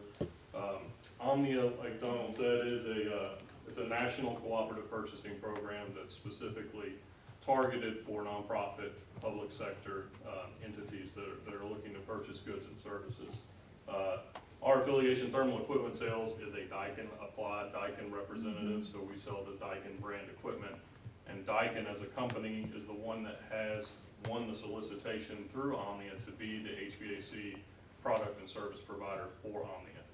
So that's the affiliation. This is why we have this avenue for procurement, is because of the Daikin affiliation with our company. If you would go to the next one. This is just a high-level overview of who all is eligible to use Omnia. We'll focus on the upper right here, public and private primary education systems. I'll go through this quickly, so I know this is getting long. Next slide, please. Who Omnia is, this is a little larger than probably the co-ops that we deal with here locally in Kentucky, like KPC, and I believe there's some others, but Omnia began as TCPN. It grew. It was acquired by National IPA. It then partnered with this other company, US Commodities, but they're now up to about a larger group with over 300 contracts in their portfolio and 300 combined years of cooperative purchasing. They are compliant, and the big thing to note here is that they do meet competitive solicitation bid requirements. They did competitively solicit everything that we are proposing in our contract for these services. Next slide, please. This is kind of in depth, but I'm going to skip over this one for the sake of time. We'll go to the next one. This is more high level. How Omnia works is you're the participating agency as a school system. You'll then go through Omnia, which is the cooperative purchasing agreement. They've already publicly solicited prior and awarded Daikin. We as Daikin reps then submit our bid back to your needs, back through Omnia, and they make sure that our proposal meets the competitive solicitation pricing. So this gives you all the legal channel to purchase equipment directly, so it's an alternative to the normal plan and spec bid process. Next slide, please. So what that does for you here, benefits of this is it reduces agency administration burden of time and resources. Less people have to be involved. It's a lot quicker process. And I think this project, it lends itself well for that, because we're really just going in and replacing like for like equipment. This is kind of like a service. It's a big service project, but we're just taking existing equipment out and putting new equipment in. We're getting it a little more complicated because we're changing the type of equipment, but we're just moving it from the wall to the ceiling. So this isn't a large construction project. We're considering keeping the ceilings intact. We will have to cut a little portion of it out temporarily and put it back, but we're talking, maybe 4 grids, slide the heat pump in and then put it back. So not a lot of expense on the ceilings there either. Other advantages is opportunity for greater efficiencies and economies of scale in acquiring goods and services. So because this is a national cooperative purchasing program, they get better pricing, right? You're buying with bigger buying power than you would just as Clark County. So Daikin is going to give you that better pricing, and then Omnia is going to make sure that all the other goods and services that are included are competitively priced.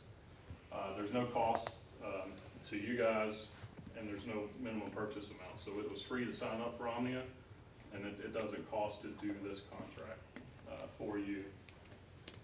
And then we already talked about number 5 there, and that's the solicited competitive solicitations. Next slide, please. Oh, I missed my big point. Potential savings of 20% of the total project. So that's both in hard costs and soft costs for this project, and that's a general. I mean, we didn't do this project both ways, but in general, given the processes and the people and all the hands in the pot, it reduces that, and you're leveraging your buying power. Next slide. So another opportunity, benefit to going this way is today's market volatility. This is the Daikin. Daikin is the equipment brand that we're proposing to use. We were just informed last week that we actually have experienced 5 price increases this year alone already through Daikin. And each of those price increases have been 5% each time. So from January 1 to right now, we're 25% higher on equipment than we were, 11 months ago. Daikin is now announced a 5% increase effective December 1st, another 5% increase effective January 1st, and they've told us to plan at least 1% per month all next year. So, long story short, 3 months costs you 11% in equipment price alone. So the benefit here is this project can move quickly through this program, and we could secure an order prior to that December 1 deadline if all the approvals got in place quick enough. Next slide, please. So this is a high-level overview of what your typical RFP process looks like there on the left. I won't focus on every step of that, but you can see how cumbersome and time-consuming that is. On the right, this is our process, and I will focus on that briefly. The top one, identify the need, hire an expert to evaluate the budget. So of course, you all, along with Mr. Stump, have identified the need. Paul and I have evaluated, written the report, and we've engaged Tate Wilson Consulting Engineers to help us with the budget. We had an idea on the budget going into it, but they have validated that as well. So we feel that the 2.1 million that's being proposed here is conservative, and we should have no problems getting in under that. So step one's already done at no cost to you guys. Step number 2, develop scope and specifications and review the proposal. I do have Tate Wilson committed to get a bid package, construction drawings. Now, they're not intense, this is just more of a service, but we will have subcontractors involved, so we'll need to get electrician quotes, plumbing quotes, insulators, pipe fitters. We will have some of that ceiling work. We'll need to get all those subcontractors, so that we can get good bids from them. We need some plans and specs to send out. Tate Wilson has committed to have those complete to us by December the 1st, if we're able to get this approved. As well as handle all permits. Yes. So that step 2 could be done by December 1st, and then step 3, I would hope to place an order by December 1st to save you that 5%. So again, fast pace, that's what this does. And as you see on the VG1, this is an emergency. I think you categorize this as emergency due to the equipment that is down now. I know there are portable units in there now, but they're probably cooling only, right? No, they're heating as well. They're heat pumps. So you do have some units to get you by, but one thing that we're gonna do is, as you guys have heard, all this equipment takes a long time to get. Luckily, some of the equipment is in stock, so we could order enough equipment in stock to start a first phase. And Dr. Livingood and Mr. Stone here have asked if we could start during the Christmas break, and we could do that. We would have to use some stock equipment, and then for the rest of the project to build to order equipment. We've talked to Mr. Kennedy and asked the practicality of vacating 4 classrooms until the equipment can be installed, and then going to another 4 classrooms, relocating those teachers into the gym or the libraries for those 2 weeks, I think it was, for the 4 classrooms. Was that 3 weeks? Yeah, we're gonna need at least And then you move the teachers back into their own classrooms, go to 4 more for another 3 weeks until we got the school done starting immediately. Yeah. And I think the admin area needs some pretty quick attention too, so we'd have to figure out where to start, but we're ready to get started on a phase as soon as the Christmas break. Again, you reduce all these steps in the process, you've got a lot of cost savings there, just in the process alone, not considering the price increases. Next slide. We'll come back to this if you guys have questions, but these are questions I expect Alicia to ask me. Jay, also too, on that last slide real quick, when we do those 3 to 4 rooms in those 3 weeks, once we walk out of them, we will not have to go back to them. So they actually will be completely done. All the air exchanges, everything will be tested and everything. So we'll be able to just walk out and go right to the next ones. Next slide, please. So that you will get a contract. The way this works is you get a contract with a contract number, through Dyke and Applied, through the Omnia. So we have all the due diligence documents, all of your regulatory documents are here. There's some links here for references, but this contract, Dyke and Applied, currently has a contract through 2023 with Omnia as the exclusive HVAC services provider. And we have an opportunity to extend that for 2 more years, but I think we've actually had it prior to 2020 as well. We've been the provider for about the past 6 years. Next slide. What's in this contract, I've highlighted here the items that we're looking to replace in part of our proposal. The pumps for the geothermal system, the controls just for the heat pumps themselves. So I know you guys did some controls work in the school for the building graphics and what we call the front end. So that's the system that pulls all of these little heat pumps into it. We will be able to integrate with that and reuse that. That's all good equipment. But as we replace the individual heat pumps, we have to replace the thermostats that go with them because they're no longer, it's older technology. HVAC refrigeration, I highlighted IAQ products if we put the needle point bipolarization in. Next slide, please. You will receive a certified proposal number. Again, compliance tracking, accountability, and peace of mind. Next slide. You are already a member, as Mr. Stump mentioned. I believe Alicia is using this currently to produce probably much smaller things, but. Amazon falls under this one. Oh, okay. Gotcha. This is not new to Clark County, but yeah, you can buy copier paper with this contract. It's very all-encompassing. But Daikin specifically, as you saw that list earlier, that's what we're focused on under the Daikin contract. Next slide, please. And just to let you know, I'm sure you all know this, but just a refresher, KDE statute, I highlighted here. There is a KDE statute that says you are authorized to use cooperative purchasing agreement or supply services for construction. And I feel like this falls under that nicely. This has been done, we've done it, I think, four contracts here in the last couple of years with other K through 12 schools in Kentucky through KDE. I believe that's it. Next slide. Yeah. Any questions? So doesn't KDE have to approve the project before we can move forward? They do, yes. I don't know how long that takes. Yeah, so I mean, you know, you were talking about December, ordering. Here we are in the middle of November. When does KDE meet again? Well, we will submit the BG1 tomorrow in the backpack system after I get the signatures tonight and scan it in, and this depends on when the backpack people get to it. But we will also have it coded as an emergency project, so I do think that will expedite it a little bit at KDE. And KEDC, our co-op there, has used, a lot of superintendents have used, this new process instead of the other one. And they've had a lot of success with it. They've talked about the cost saving.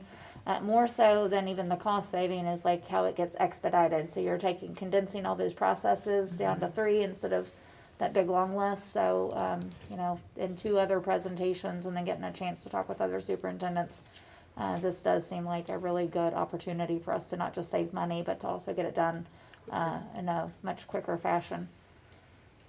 And if we miss the December 1 or the Christmas break phase, I mean, you are gonna get hit with a 5% price increase on the heat pumps, but that's not the end of the world on a $2.1 million budget. I mean, hopefully we would get it in before January, you're gonna get hit with another 5%, but that's your risk. But we're also replacing the kitchen refrigeration, and the freezer and the cooler, and the kitchen exhaust hoods and stuff, the makeup air for the kitchen. Not the actual not the structural equipment, Right. but Yeah. the innards of it, right? What makes it work. Everything HVAC, everything that conditions the air, that's in our proposal. The only thing not being the makeup air units, the ventilation units on the roof that have already been done in the building automation control. We will integrate the new heat pumps into the existing building automation control, but that's the only work that'll be done there. And you don't see a problem with the integration? No. Okay. That luckily you guys chose to use what's called a Tritium protocol, which is an open protocol, so anybody can program it. It's not a proprietary system. Good. So we can integrate anything we want to it.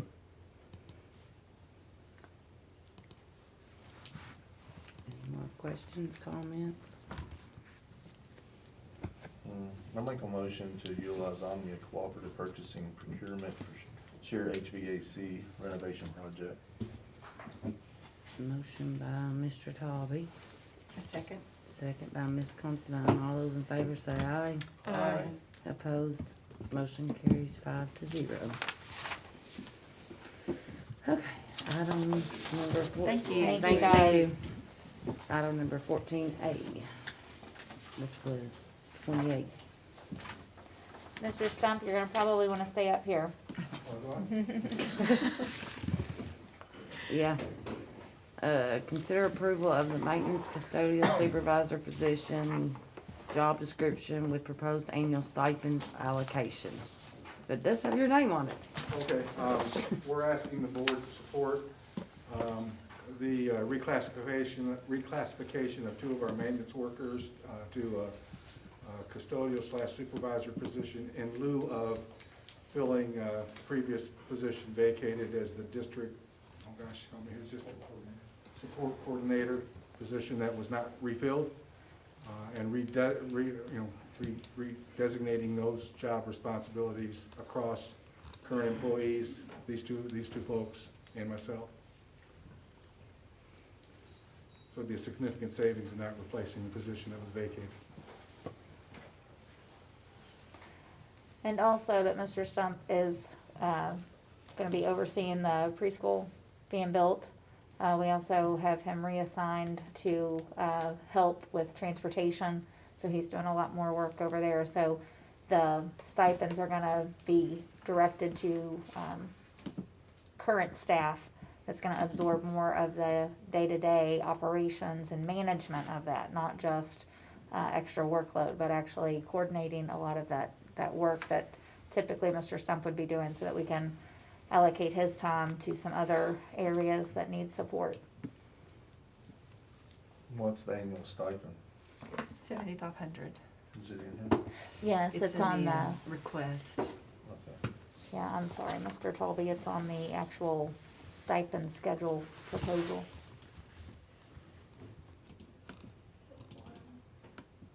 Missed that, so I'm sorry.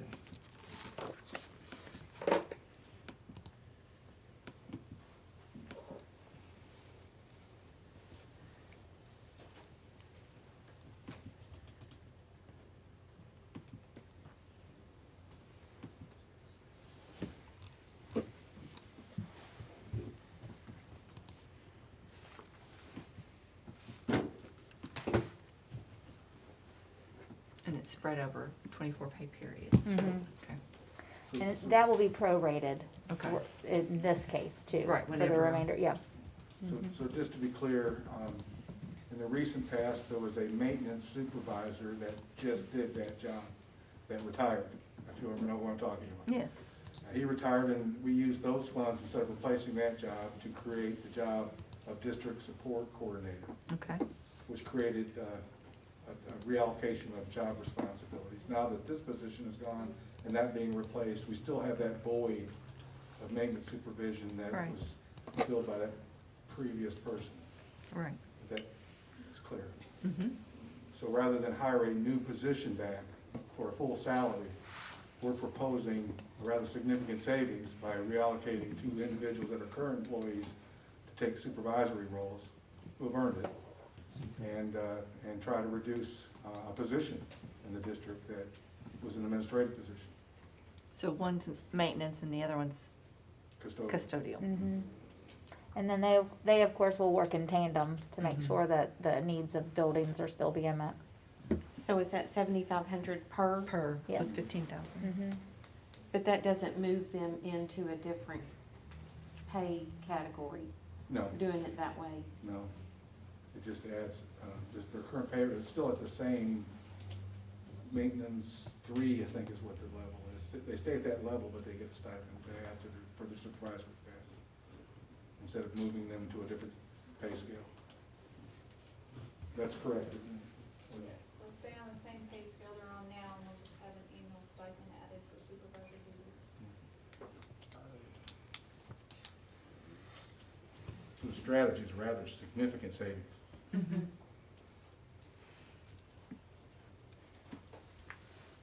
Your recommendation?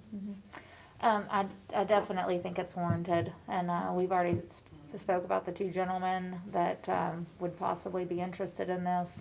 And again, their leadership is, stellar, and not just in their work ethic, but their ability to also work with other people and to see things that's gonna keep it again off of Mr. Stump's plate so that he can get redirected to other bigger projects that we need his attention drawn to.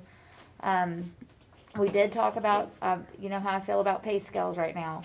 So I don't want to do anything that's adjusting pay schedules. And so this is the best stipend. way to make sure that they're getting compensated for that level of work, is gonna be through that stipend, instead of having a different pay scale being added that we didn't have time to properly vet. We don't wanna start doing that in the, middle of the year. Once we get through a wage comparability, then that could change at the end, when we get to that. And that might go away and it might get replaced with a different pay schedule. Sure. But for right now, Right this now, is the best way to this is a make good sure that, fix. to make sure that they get compensated for that extra responsibility. Okay, more questions? No, I'm with it, I'm good. I make a motion to approve the maintenance custodial supervisor position job description with the proposed annual stipend allocation. Motion by Ms. Considine, I'll second. second by Mr. Talby. All those in favor say aye. Aye. Opposed, motion carries 5-0. Okay, item 14B, which was previously item number 29. Warren? I'm gonna turn it over No, to you're you fine. for a minute. And so, I think it was I don't remember exactly when, but I started speaking with, having conversations with cafeteria staff around the district, and it was brought up in several conversations. I know Miss Ritchie had a similar conversation, that in the last year and a half, they have had to adapt, arguably more than anyone else in the district, to make sure that kids are getting fed to the best of their ability. And I felt like it was appropriate to discuss maybe a stipend or a pay raise for them. Dr. McComas, as you know, we're doing the, what's the term for it? Wage comparability study. Wage comparability study. So she did not advise looking at a pay raise, correct me if I'm wrong, for everyone across the board. And so we began looking at a stipend for cafeteria managers only. And continuing those conversations with cafeteria managers, it was brought to my attention that assistant cafeteria managers do almost the same amount of work, and they're always right there with the cafeteria manager. So I thought in my mind, if we're going to do one, we should do both, because looking back at the last pay raise that food service workers received, managers and assistant managers did not receive a raise. And so I also feel like if we were to, or if you guys were to approve this stipend for only managers, then everyone gets something except for assistant managers, if that makes sense. So I just wanted to discuss it, maybe approve something. I don't have a motion. When to we suggest, raised but- food services, the managers were in a different category. So that's, So we started at the bottom. huh? When we started, we looked at the, Right, yeah, so they got skipped. So when we raised one, they were here, and we raised everybody almost to right where they were. And then apparently, assistant managers did not move either, right? They were in a separate category as Yeah, well. And I learned that today. The stipend, however, is separate from the change of the pay schedule. So, when this was brought to me, I went and spoke with Miss Lowry and Miss Ellis. We had a lot of conversation around it. And as much as I want to give everybody a pay raise, the most fiduciary thing that we can do is to really conduct the wage comparability study that we're currently undergoing, and then be able to assess that against the other districts that are surrounding us, those districts that are similar to us, and then be able to properly determine which positions which positions and or ranks are able to get those pay raises. And there may be some that we find that are already compensated. very closely to our neighbors or to other districts that are similar to us. There may be some that we find are, grossly inadequate, and we need to make some adjustments there, and then that has to be vetted out so it's sustainable. So that was not something that was brought to my attention until actually probably just a couple of hours ago about assistant managers. So in talking with Ms. Lowry, it was all around the conversations that we have been experiencing for the last 3 weeks, which is gonna get worse when we have a supply chain issues that we're experiencing. On Friday, and Ms. Lowry, you might wanna come up and correct me if I'm wrong on any of this. On Friday, we had 150 cancellations on our food order that we had to get corrected by Monday, today. Within 30 minutes, if y'all wanna take one of these Yeah. and pass it around. So I just wanna, I don't wanna redirect us away from pay schedule, conversation, but the stipend is not in regards to the inadequacies that were brought to my attention about the pay. The stipend for the food service manager is more in regards to what they have been experiencing the past couple of months. The last 3 weeks have been incredibly intense, and it's not getting any better. So I do want to clarify that that is where the stipend suggestion for food service managers has come from. So I just handed you this little bulleted form that I kind of put together, just to let you all know sort of where we're at, where we've been and where we're going, because we don't see any end in sight from all of my colleagues and all the Zooms that I've been on with USDA, KDE. We don't see any end in sight for this supply chain issue. They're saying maybe until 2023. We have already started sourcing from another company in Lexington, Cleanse, because whatever we haven't been able to procure from GFS, our prime vendor, we have been given emergency status to go out and procure wherever we can find it. So that's kind of what we're doing. Tina's even gone over to GFS Marketplace because we didn't have buns or hamburgers. I mean, you all, we have had to change the menu, and these ladies have worked so hard on a daily basis. What would usually take them a half a day or maybe a day to make sure the order's complete and done, it's taken, 3 days, if not 3.5 days. It's extraordinarily hard work. It's extraordinarily hard on them to change the menu so often. Then you have to make sure you're telling your principals and your students and your nurses, because we have allergies and we have diabetics. It just blows up to something that you all just have no idea what they go through every day. It's been, COVID's not over for us, and I know it's not over for anybody else out there dealing with behavior issues and stuff like that. But it certainly is not over for food service. So that's where we're at with it. So with that being said, are you all putting some of this stuff over on your assistant managers, or or do they have to tackle this on their own? Is this something they are double tackle? I mean, I'll let them speak up if they'd like to. Basically, the managers are responsible for your ordering and that kind of thing. Now, Right. do the assistant managers help them? Absolutely. I would say that everyone in here would shake their head that absolutely they help them. If they're not there on any given day, the assistant manager's in charge. I don't know, if you all wanna say anything, you can, I At the high suppose. school, like my assistant, she does breakfast and I do lunch, and we coordinate together to make sure everything's done. She's with me every step of the way. So I would feel very bad if I got something and she wasn't included, because she works so hard. Because we're spending so much time in the office with trying to figure out Yes. what food to Yes. get in, and when we're making orders. Yes. And it gets bounced back saying we can't get something. We're spending more time in the office where we would normally be on the floor or with students or helping prepare food. They're having to pick up for our spot where we're normally on the cash registers or anything else that we're doing. They're picking that up because we're still trying to figure out how to get food into the kitchens for the next week. I mean, I'm on the phone with Tina for like 4 hours, I kid you not. Try this number, okay? I said, hold on, I put the number, it rejected. I mean, this goes on for hours and hours. For days. And I will say this, it was bad a month ago, we thought, okay, 5, 6 items, no big deal. But when I got that call on Friday that I had to cancel 150 items, in 30 minutes. It was nuts. And that's when I got the information from the vendors that this is not going away anytime soon, because I spoke directly with my sales rep at GFS. She specifically told me, Becky, I'm sorry, there's nothing we can do about this, and it's not gonna get any better for a while. So we're doing the best we can. You know, they always step up and they do what they have to do, and I wouldn't be a good director if I didn't advocate for my people.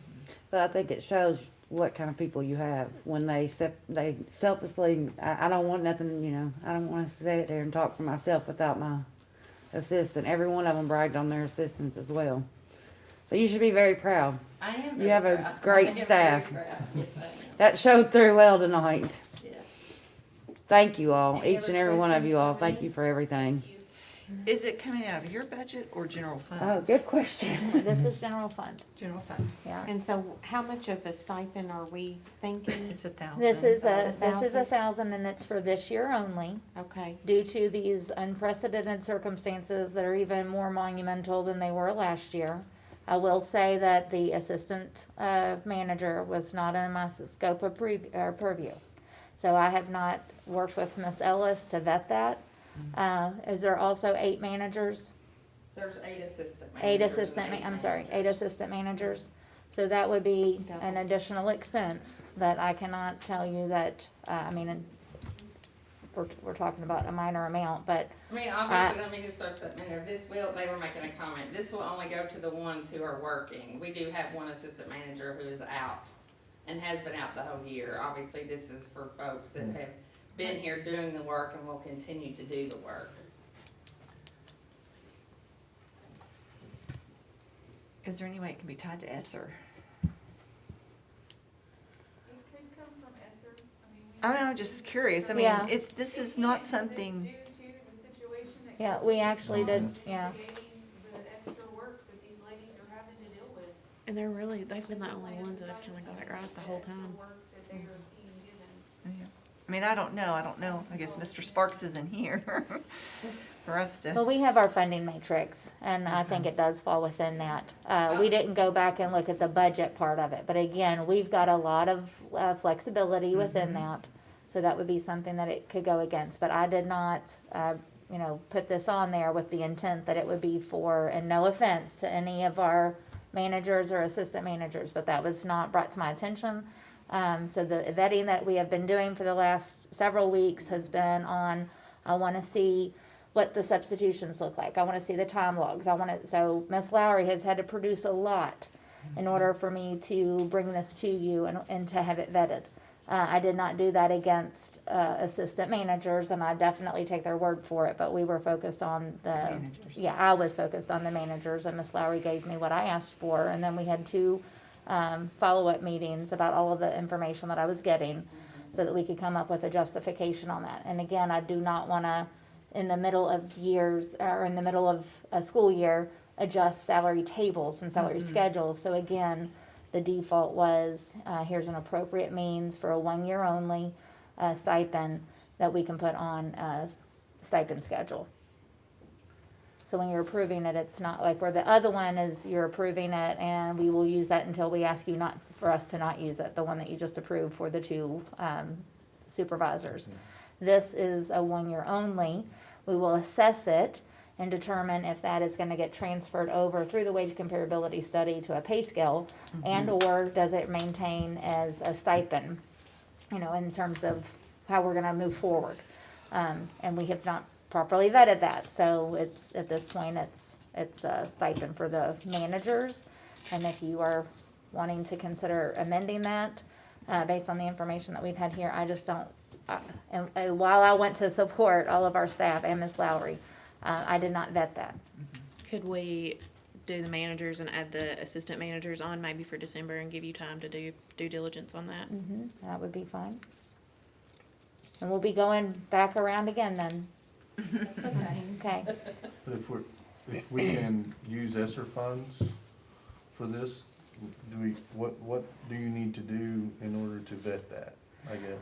It would just be going back and forth with, like, I've got a lot of the information from the things that she's already given me, but I need to go have more in-depth conversation with Miss Lowry about the actual work that's being done. And again, I wanna take everybody's word for it, but if I'm gonna sit here and advocate for something, I've gotta know all of the details about what's going into that decision. I will support whatever decision you all wanna make, but I would like to have the time to go back and vet that with Miss Lowry again. I just don't think it's good practice for us to think about something in the moment and make those decisions without proper time to have the information gathered. Agreed. If it's put into the December meeting, when would that give them that stipend?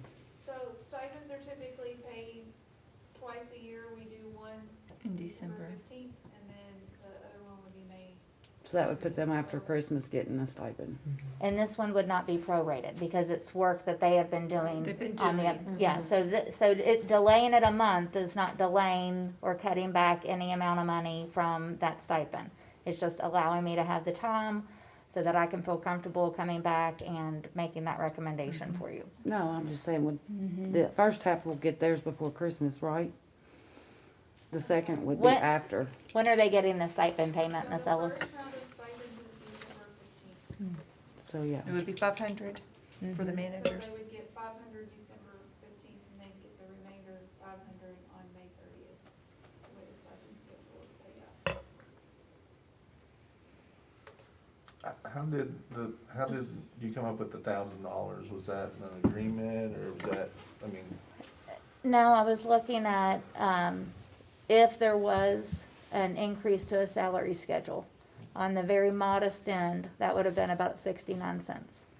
Again, very modest end. And so that's how I came up with $1,000 stipend, in lieu of making a recommendation to do any adjustments. We also don't have a salary schedule that is lined out by position. And so, we've been talking about that too, where if it was lined out by position, then you have like one category you're adjusting and not multiple categories that end up get impacting, and you don't see that impact in the moment. So again, the stipend seemed to be the most appropriate way to do that, and it was around a $68 to a $69. I'm sorry, 68 to 69 cents. Yeah, 68 point change on the dollar. Yeah. Which again is, still very modest in terms of what a raise would look like, in my opinion. And my thoughts on this, when Warren called me today, was if you did 1,000 for your managers and 500 for your assistant managers.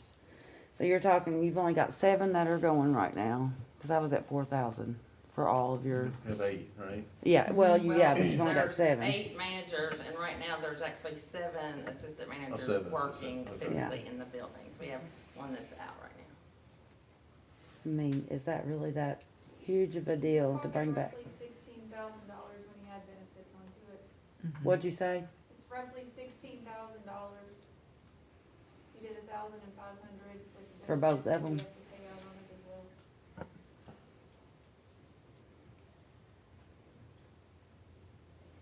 I would say I would feel more comfortable if you're wanting to make a decision tonight To with do the it managers. being a lower amount than the amount that we had proposed for the managers. Right.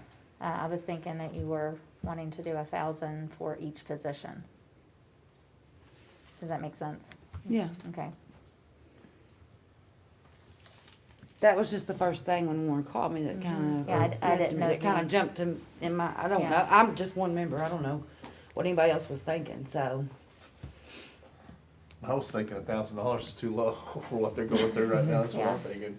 Well, I But, mean, you know. they like your thinking. They're willing to go with you, And I'm not saying so. that because you're all out there, it's just, Yeah, based upon. I agree. you I know, completely so- agree. So I'm just throwing this out, I'm thinking 1,500 and then, 1,000 for the assistants. But. If I so, know I would, that's- if so, I would like time for us to really, look at that. I don't think any of us want to be faced with Mm-hmm. having to, not have enough to cover teachers and look at having to, get rid, like we had last year, 26 people, staff people. Yeah, We I mean, just we're don't still, wanna be faced we're with still it. talking about a small amount of money, even Yeah, if we go it with is the small amount. increase. The good news is, it's not being prorated. So if I can have time, to entertain even a higher amount on both ends and be able to work through that with Miss Ellis, cause there are fringe benefits that come into that and other things, it may be that it's not gonna be at the December, she may have to make some adjustments to that.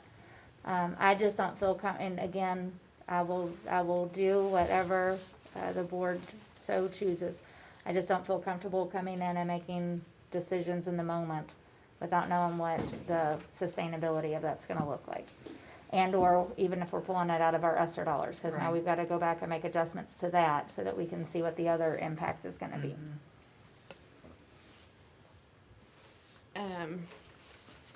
I think if we're gonna add the, assistance in, and it's not gonna be prorated, I say let's, table it and give you some time to do some more Okay. research, so we can make sure that everybody's paid appropriately.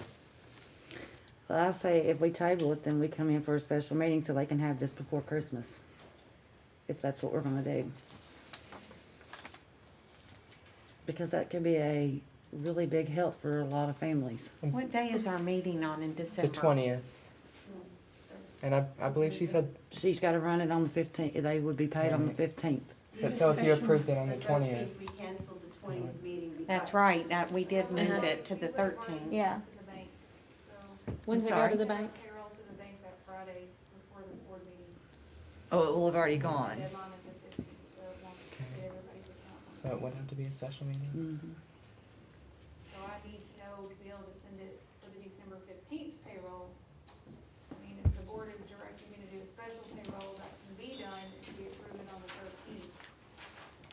If that's the case, it would not hit their bank accounts on December 15th if I don't know an answer until December 13th at that board meeting. It would be a few days later.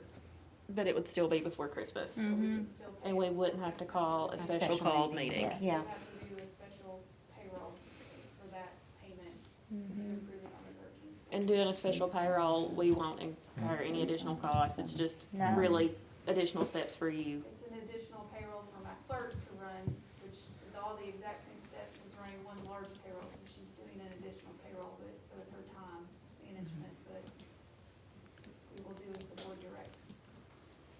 I mean, we're talking about $19,000. Maybe you did 1,500 and 1,000. Is that math right? It was, if you do 1,500.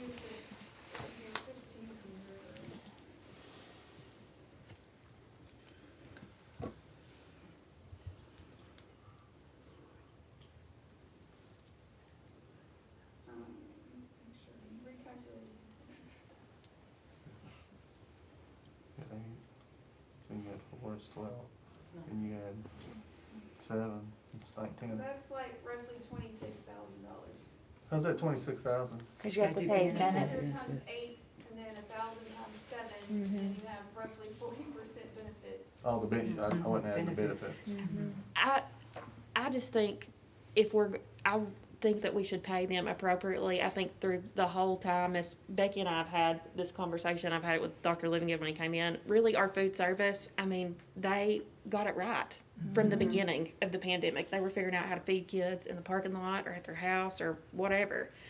I just want to make sure whatever we give them, that Dr. McComas has enough time to make sure it's sustainable, because while getting the money is great, they're not going to want it taken back if we have this study and can't afford to, to continue. It's a stipend, what's sustainable? It's 1 year. We're not looking at 10 years down the road, I we're looking at think 1 year. that- Well, I don't know. The You big- said it's not going Yeah, anywhere. this is a 1-year stipend.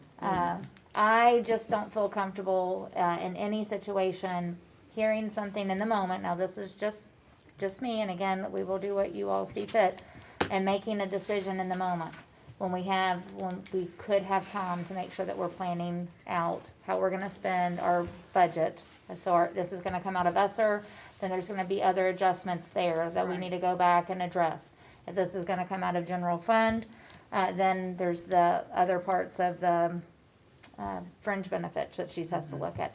And this is a small amount, but again, it's the fact that I'm hearing about something also in a board meeting, and we had 2 or 3 different amounts that were floating around here right now.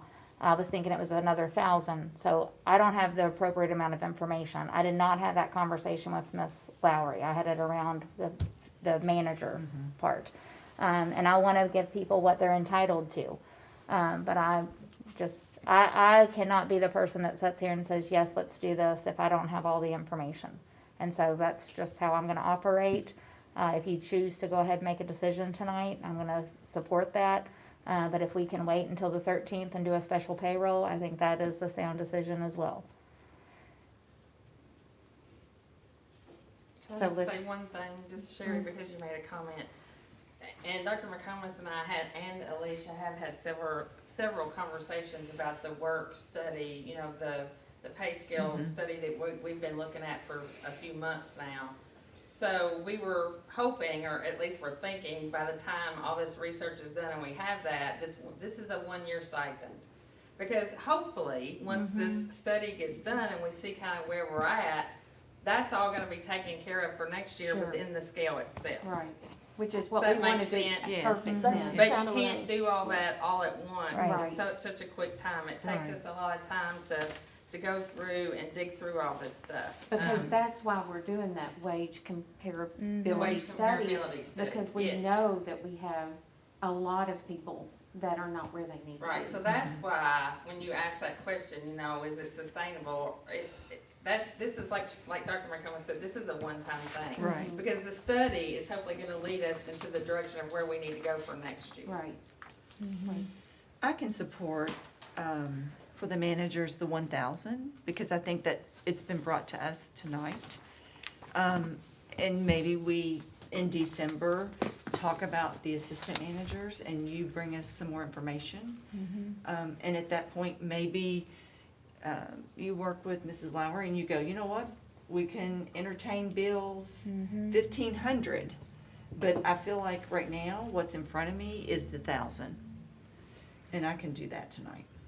Okay. See, if we're gonna table it, what I would like for, Dr. McComas and Ms. Lowry do is really not dive in too much on comparable wages. If they got a wage increase, would be more of what is the effort they're doing now? Because that's what this is for. Right, and that's what we looked at for the managers, Yeah, and I need and- to do the same thing for assistants. And I think the 1,000 is just too low. I mean, for what they're going through.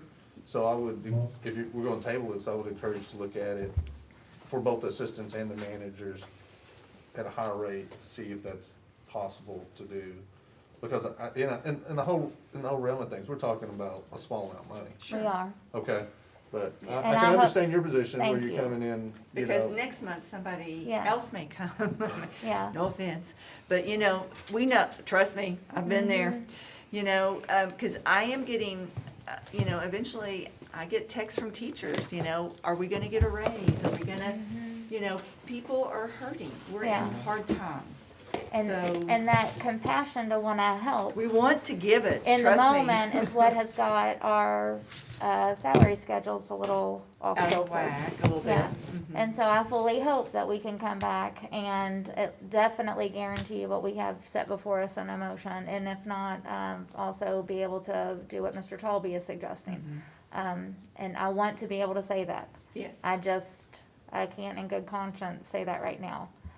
Because I've not done my part that I told you I would do. When I bring information to you, I'm gonna know that that information it has integrity, is accurate, that I've done my job to present that to you.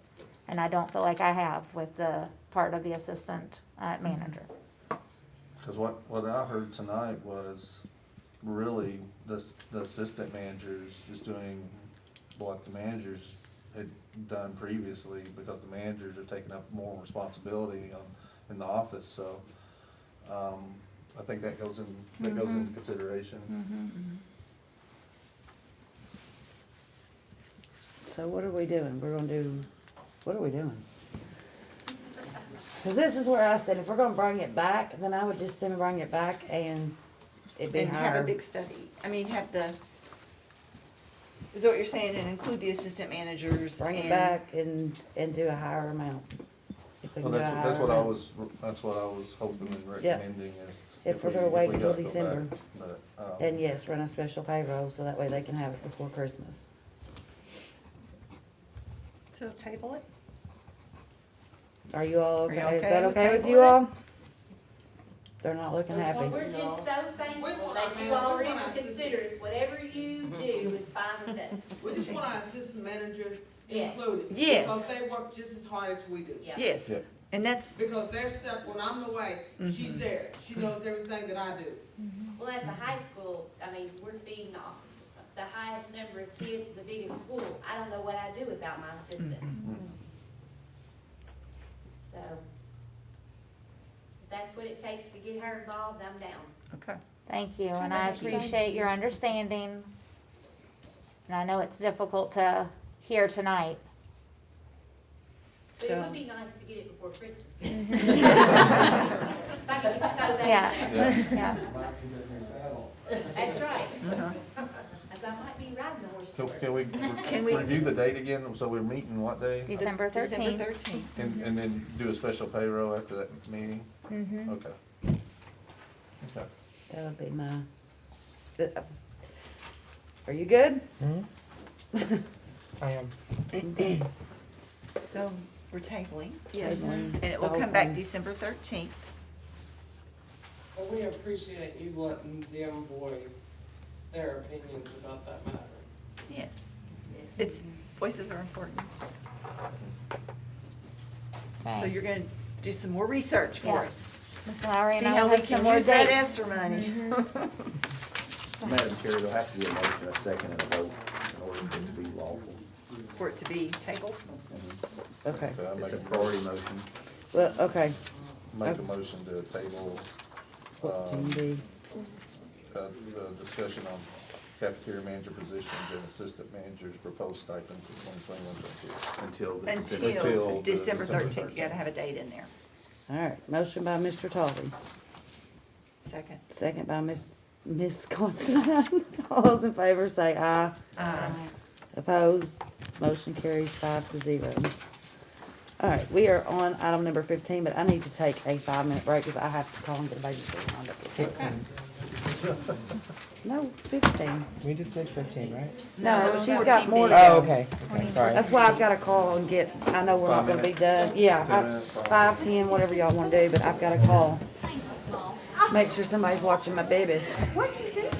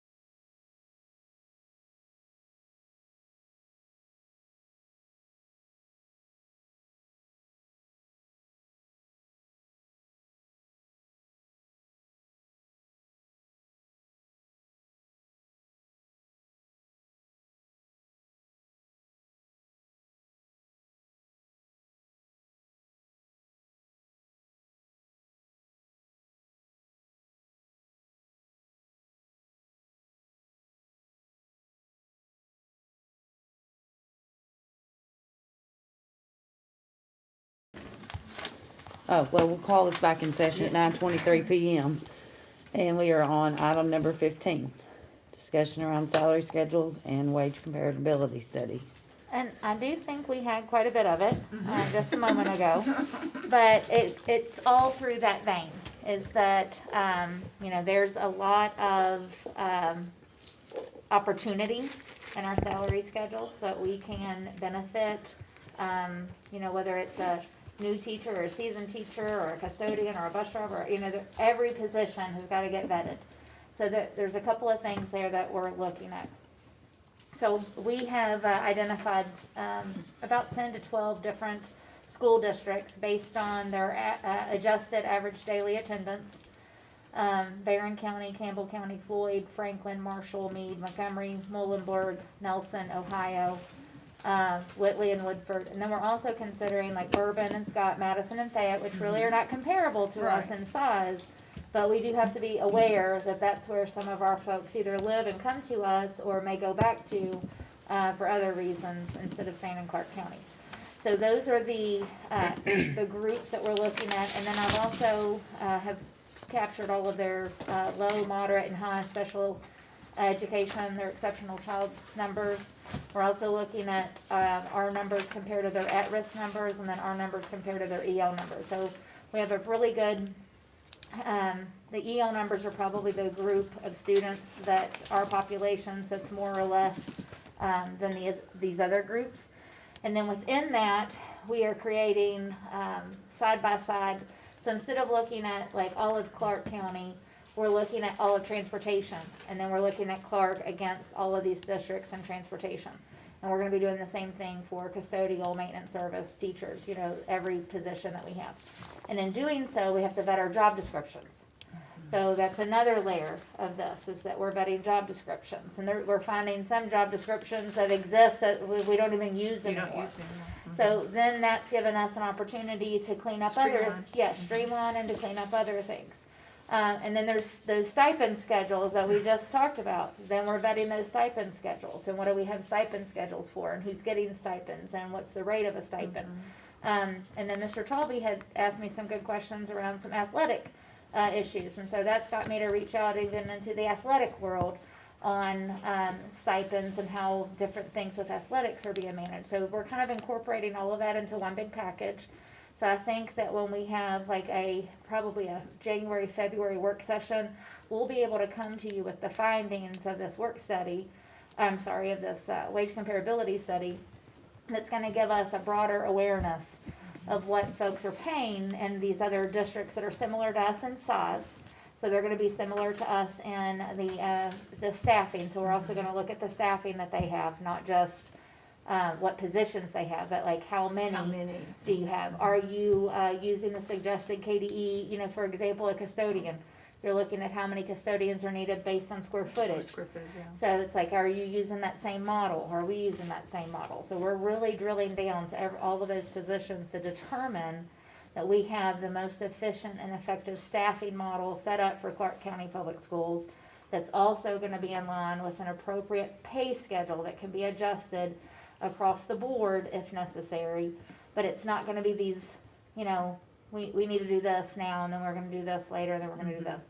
So it's gonna be a more comprehensive, recommendations, and then in doing so, Ms. Ellis is gonna have to do projections against our local dollars, our state dollars, and what. Over time. Yeah, over time. So some of the other things to consider right now, we're still frozen on our 18-19 adjusted, ADA. And so that number has not changed for 3 years. No, but And when it will. and when it does change, it could be to the, not to our benefit. Yeah. Because enrollment and or attendance is decreasing, which I'm proud to say, like, we've had some really great attendance. We're giving out attendance records, attendance rewards for about the same that we had probably before the pandemic hit. Not a lot of districts are saying that anymore. So we're in good shape with that. The other thing that is that being discussed in Frankfurt is, are we gonna stay with ADA or are we gonna go to ADM?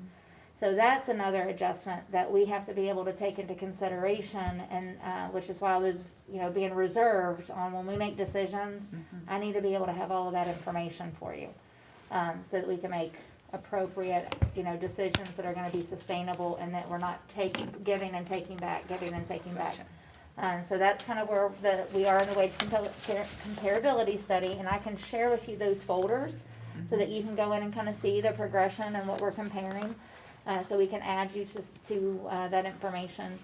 And also, I've had a meeting with Dr. Shelton already, and I've given him some direction. He's gonna be working with one of these other districts in a similar manner, so we're gonna be able to actually work with that district that he's gonna possibly consult with too, which is gonna help us get our work done a lot faster. Good. Thanks for the update. Thank you. All right, You ready? moving on. Hold on just a second. Item number 16. Do you all have any questions about that? When do you think I was gonna say be done timeline. with that? We are gonna have quite a bit of the work, being finished by January. And then after that is when we're gonna have to be making these, like the decisions on what we're gonna have so that we can come to you with an adjusted, Ms. Ellis, are we thinking that, March or April, is that our final date that we're wanting? But it would just, But- you have to be ready by July Yes, 1, right? Yeah, we're Yeah, hoping, so this will, Yeah. yeah. yeah, so we'll have like a package ready to start discussing it with you. Is I would like to be able to say that we can really, like for that work session, and then you all will give us input and we'll be able to go back and have a lot of that stuff done so that we can have a good start. And it may even be things that we have to do in phases. Right. It's like, this is what we've identified, this is what we can address this year. And in 2.5 more years, these ESSER dollars are, Papa's taking them back. We're not gonna have all of this money that, we've had the luxury of having now. And I'll just remind you that some of those positions that, possibly should have been vetted, got moved to ESSER dollars instead of staying on general fund. And on general fund, it would have been a negative deficit or a negative amount. Instead of doing those decisions, they were moved to ESSER dollars. So we really do need to just be intentional with how we're looking at things so that we can protect, our position in the district and make sure that our pay schedules are competitive. So you're thinking about maybe how to reorganize those 26 or whatever they were positions to bring them back and put them into our. We have to look at that holistically, not just those positions and where they're at, but like all positions. Yeah, and so that's kind of what I'm saying, is like we don't need to drill down so tightly that we end up making a decision in this quadrant and that we don't understand the effect that it has in the other ones. And so that's kind of what we're looking at right now.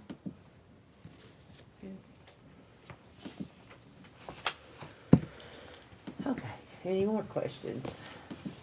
Not, then we will move on to item number 16. Discuss, consider approval of amendments to Student Representative Board Policy 01.1. Mr. Harris, who is excited over there. Okay, so I sat down and went through and made some possible amendments, and so I made paper copies so you could hold them and look at them as I was talking. So here's some for you, Dr. McComas, if you wouldn't care to pass those down. And I'll kind of talk through them and explain why that I thought they were needed, once everybody has one.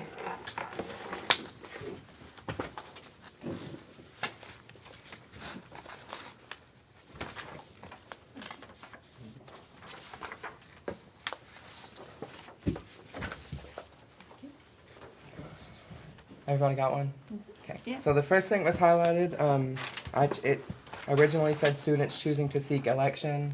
This is not an elected position, so I felt that we should change that to seek appointment. The next thing is, again, it said no less than a 3.0 grade point average or higher before time of election. Again, this position isn't an elected position, so I thought that we should change that to appointment as well. The next thing highlighted is Clark County High School. Originally that said George Orders Clark High School, which is accurate, but above that in the first paragraph we refer to GRC as Clark County High School, so I changed that to Clark County High School as well for consistency. The next thing is annually highlighted on yours? It might just not be on mine. It is, okay, yeah. So annually, at first it just said, members are determined by Clark County Board of Education, period. I felt that it was necessary to put annually in there because I think that that committee will need to be looked at and probably people on it will need to be changed from year to year, because you won't have counselors or teachers possibly that aren't in the district the next year. The next thing, originally, it just stopped after district, so the chosen representative will serve a term of 1 year unless he or she graduates or otherwise leaves the district. And so I added before the year has elapsed, just for clarification, because to me it wasn't clear just saying, or otherwise leaves the district.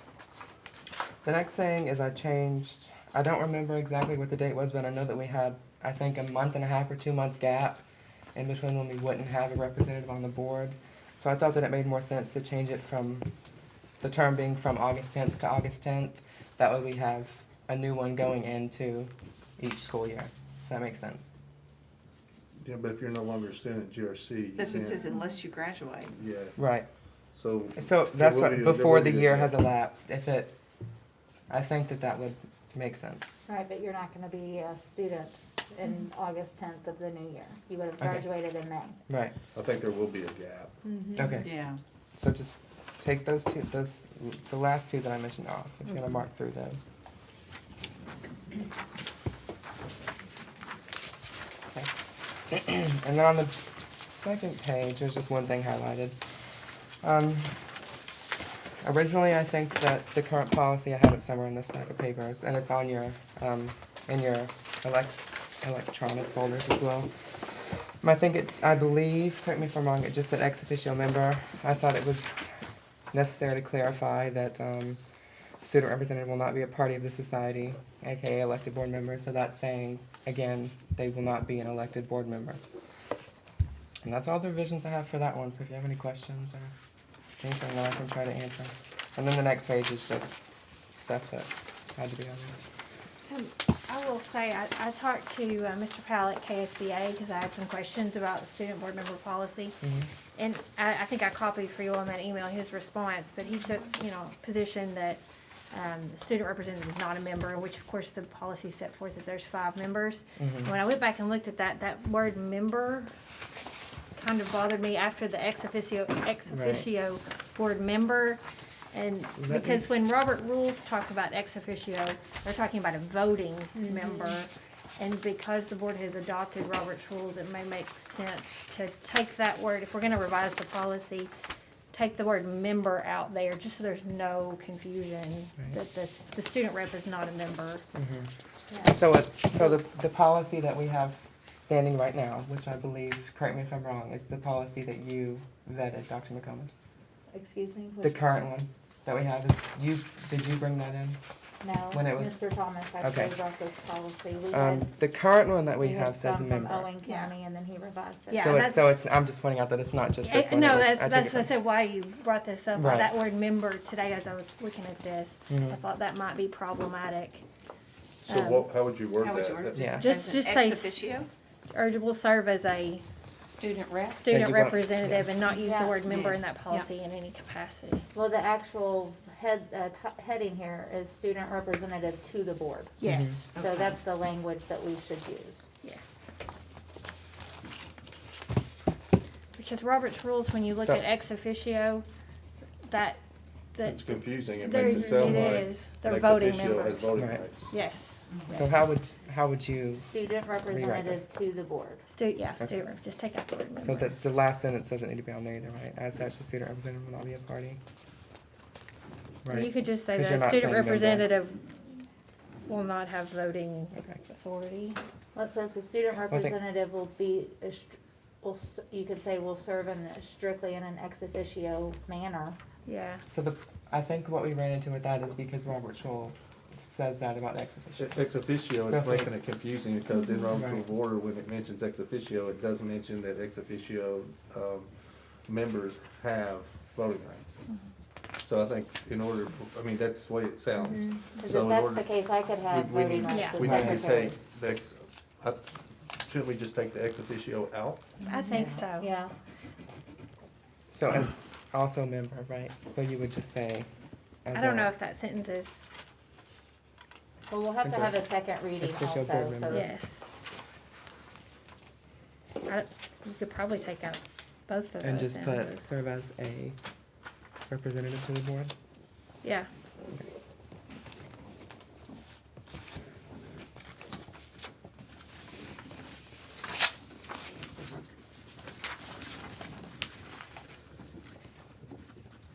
Someone make it a draft of what we're supposed to say. Yes. Because I'm not. No. Are we making one too? We're Well, I'm just writing down things and then we'll have Okay. a second reading on it for next month.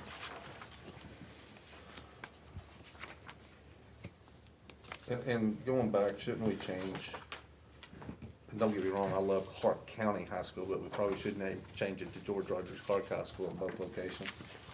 Mm-hmm. I think it's only twice. Yeah, it's 2 locations, correct?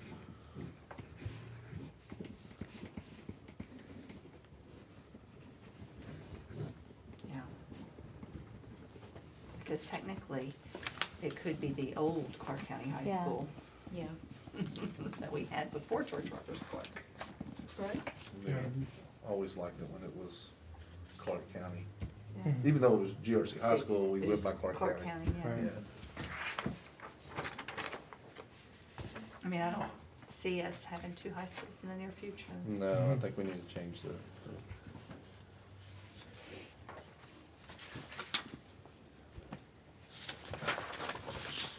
So let's go back to, will serve a term of 1 year unless he or she graduates. So when it says Or otherwise leaves the thereafter. district. And then you can just, after, continuing on the sentence you said, or otherwise leaves the district, you could just end it there. Period, right. Right. But then we go to thereafter, the student's representative term will begin during the summer break between school years. I think we'd leave what's in there already. And then just put a period? Because technically, you're saying that when they graduate, if they're a senior, it's gonna end upon graduation. If they're a junior, then they would, their term, we gotta be, because let me tell you, over time, it's gonna be a big hangup. It's for seniors only though, isn't it? The No, position? 2 years No. into high school, where they've, It I says thought at there was least a- 2 years I think maintained. I think it was, I think that you all Originally, we agreed that it said was seniors, but I seniors. don't know that it ever made it into the policy. No. Yeah, for some reason I was thinking it was for seniors only. We did. If it was say for seniors. seniors only, yeah. then when that person graduates, Mhm. then they would be done. But see, we're going down and saying the student's Mhm. representative term will begin and run.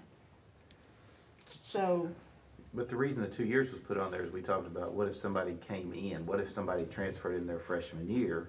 Or let's say they didn't come in their freshman year, they came in their sophomore year. Before they right, would be eligible, they would have to stay their sophomore and junior year, then they would be eligible. then for they their would be seniors. eligible. Which is why it said they have to attend GRC, or Clark County High School GRC for at least 2 years. 2 years. So it took into consideration maybe Of somebody who wasn't here, A but transfer transferred in. in, okay. But that also means that you could have a junior be a. That's what I'm thinking. So So I could think you we have a could just- junior at I that think we could point? just specify after that, if we wanted to, that it would be a senior. I think Just add having something in. a possibility of a junior eventually would be nice, cause you would have a person serving, 2 years if you like the idea of that. Right.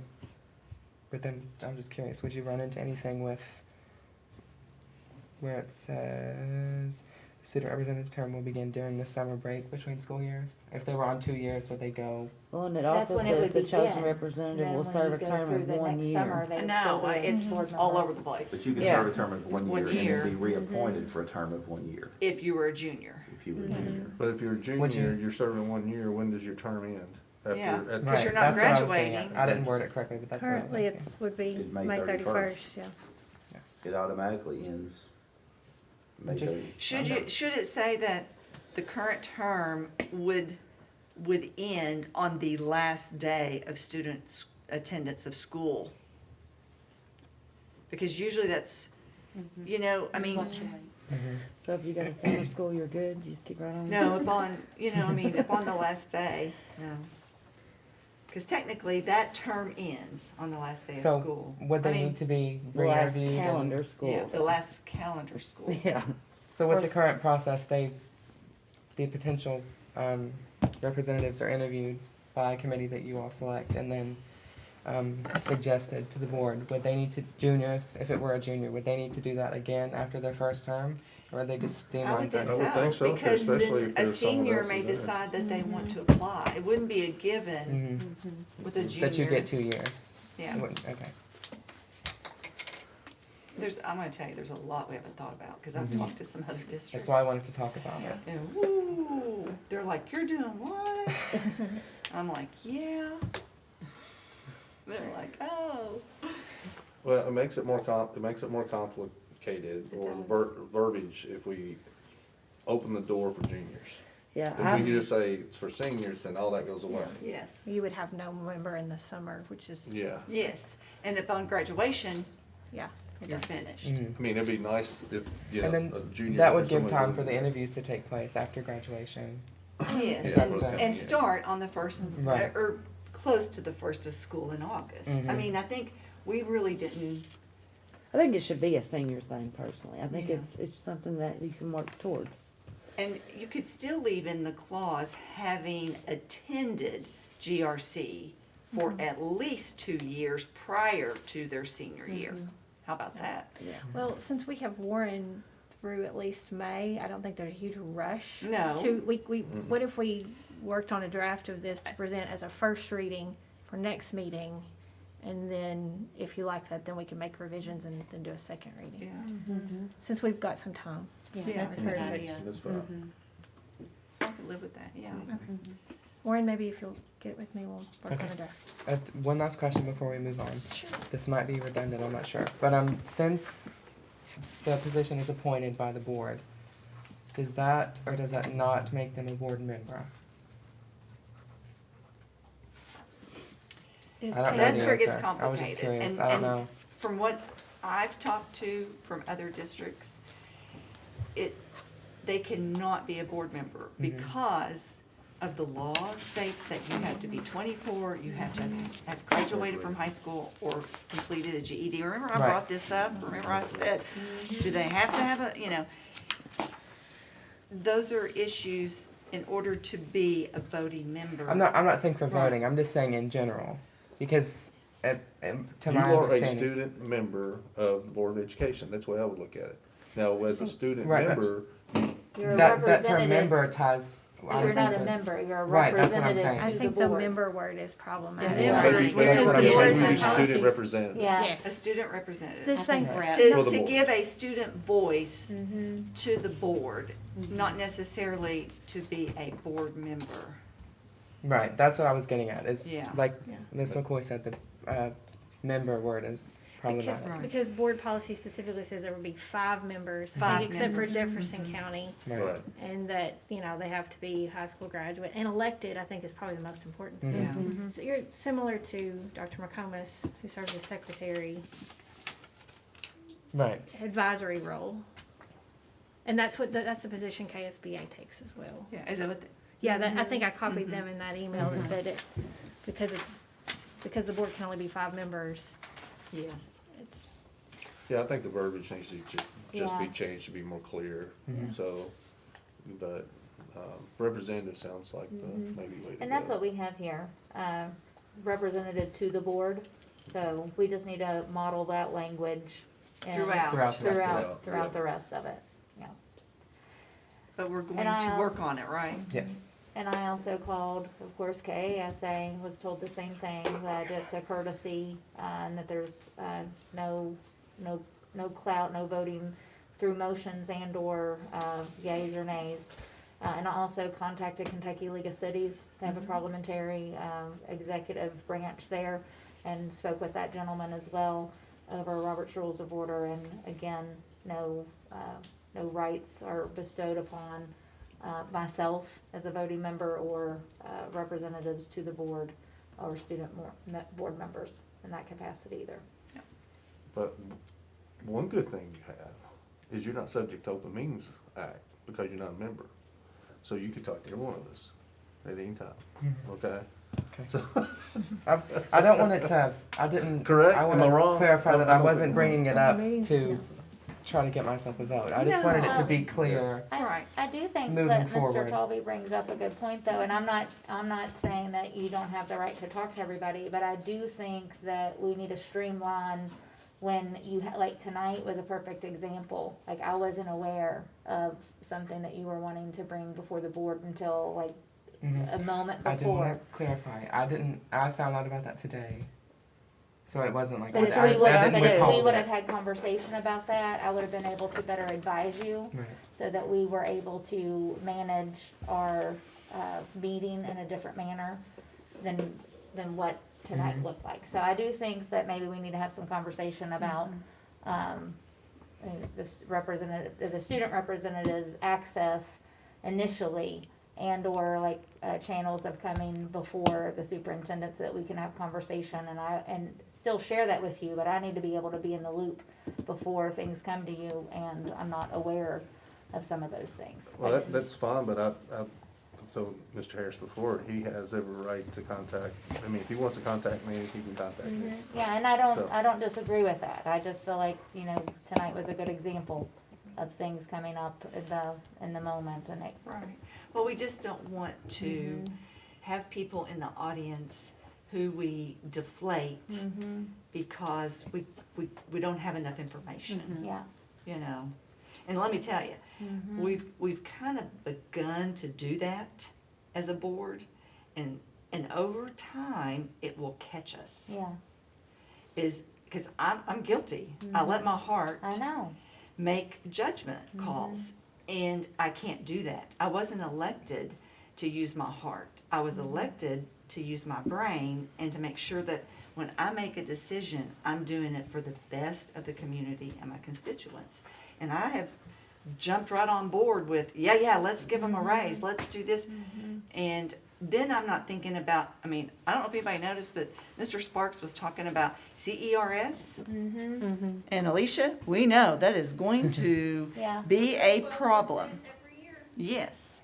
And when that's our classified staff. And I mean, that pension it is something we're gonna have to really look at. Yeah.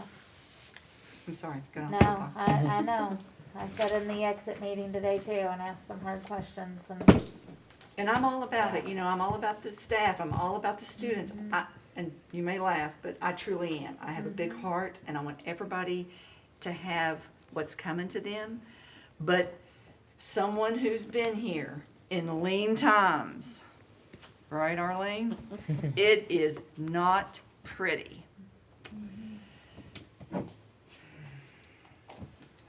It's bad. Because you're going down a list and you're looking at, well, we can get rid of this teacher, but we really have to keep this teacher. right? And we don't want to go No, there. we don't wanna be in that situation. But I would encourage that, maybe through this, that we bring some suggestions back on, some steps that the student representatives then will need to go through before we bring stuff fully before the board. Well, I like the way that he did his requests and stuff this time. I think he was very open about it, and he went about the procedure the right way. Now today, as soon as he notified me, I notified you and went that way. But his actual request to add something to the agenda, I think he did a great job. Thank you. Because he brought the supporting documents and was like, this is what I got, this is where I came. I mean, he had everything lined out and was like, here you go. So I will give you props for that. I think you did a great job on that. Okay, so then we are now on item number 17, consider approval of amendments to the Robert Rules of Order policy referencing policy 01.4. Do we need to say We that need we're to table. tabling We're tabling those. 16? Yeah. We need to table, because Oh. it says consider approval. Okay, So I make a motion to table item number 16 until, December meeting. what do you think, guys? Do you think How long? December is December's doable? fine, yeah. December 13th? Okay. Motion by Ms. 2021 meeting. Considine, I'll second that. second by Ms. Hendricks. All those in favor say aye. Aye. Opposed?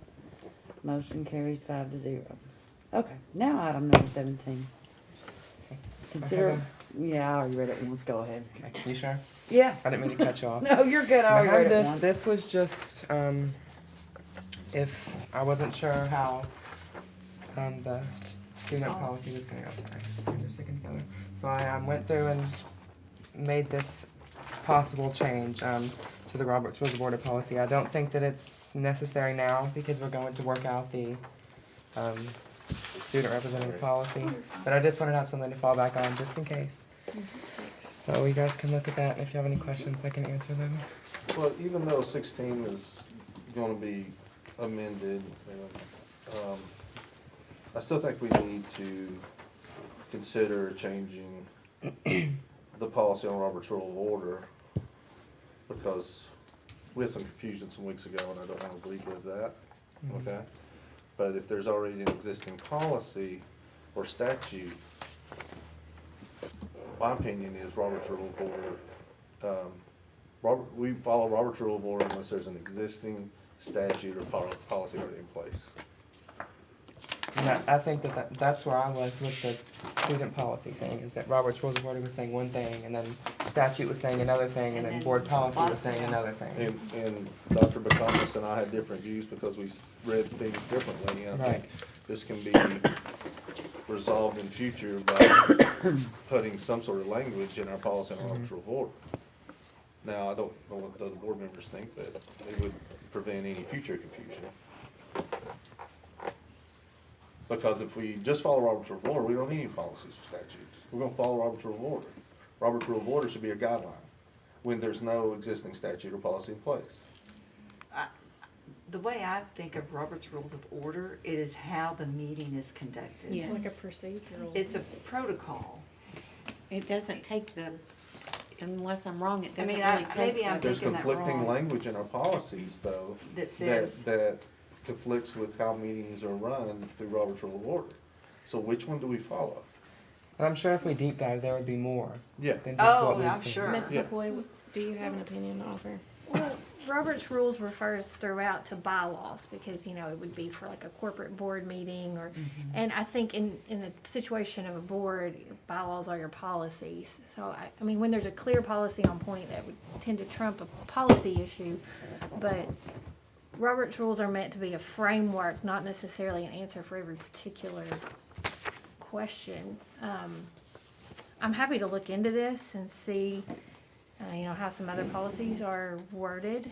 I did talk to Mr. Powell, KSBA, to see if all districts adopted Robert's rules or if some of them use parliamentary procedure or something else. He said some boards don't have the language in the policy adopting Robert's rules, but they by default use Robert's rules. So. And I see that if there's a situation where there's a policy or statute that doesn't relate to a specific situation. But I think it can,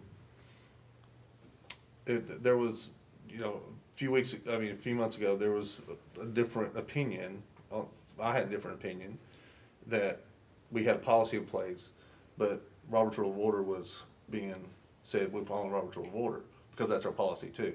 I'm just trying to get away from having that again. So if there's some language we can put in there to deflect that, that's all I'm asking. Are you referring to like the Chair Pro Tem issue, or was there an issue prior to that? No, that and there was other ones through that whole situation, so. And if you want me to, I can put together a list of stuff that, and send to you. I just want to prevent that from going forward again. I don't want to say, I don't want to have an argument that when there's a policy in place, that we're following Robert's Rule of Order when we should be following the policy or statute. It's the way it always was previously. You followed policy. If there was a policy, you followed policy. If there was not, then you switched to Robert's Rules of Order. I mean, you know, Judy Hicks stuck by that like that. That was the way it was gonna be. So, yeah, I don't know when we swapped, but. But you can argue both ways. Right. So I don't think I don't want to argue both ways. It's gonna have to be one way or the other or something. Right. And, you know, like the board has a policy about the chair signing all documents and so forth, which is is great, but what if you were unavailable for several months? Then the Yeah. vice chair signs. Exactly, but we have run into situations where either one of you recused or both unavailable, and that's when. Just for we that feel bad. night. Yeah. One night. Yeah. No, that's one night in 2 years, so. Yeah, but it can But happen. the next It day, can but happen. the next day, but the Yeah, next the day, next next day day I'm can be signed. available. And if Yeah. I'm, Or later that night. I might be remembering incorrectly, but I think a question was also raised about not just you guys being absent, but the agenda being, for a special meeting, being approved by the a chair. quorum or a majority of the board versus the chair. Now, I believe in board policy, it says the chair has to approve that. But in Robert's Rules of Order, it says a majority of the board can approve that agenda for a special meeting. So I think that's a great example of where we have two policies butting heads, and it has to be one or the other. Does it say chair or superintendent? I'm not sure of Does it the just say policy, chair? but I know, It don't say I, superintendent. Approving. No, the Approving superintendent is is. just the chair. Just the chair? I don't know, I've got did the that make sense what I said? Did I online articulate pulled it? up, I mean, I guess I could look at it.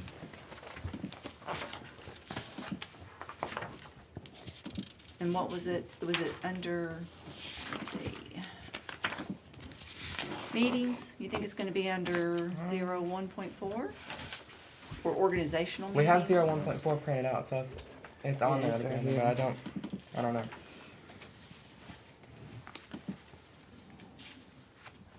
Your 1.4 doesn't match our board policy though. No, because you have the change in it.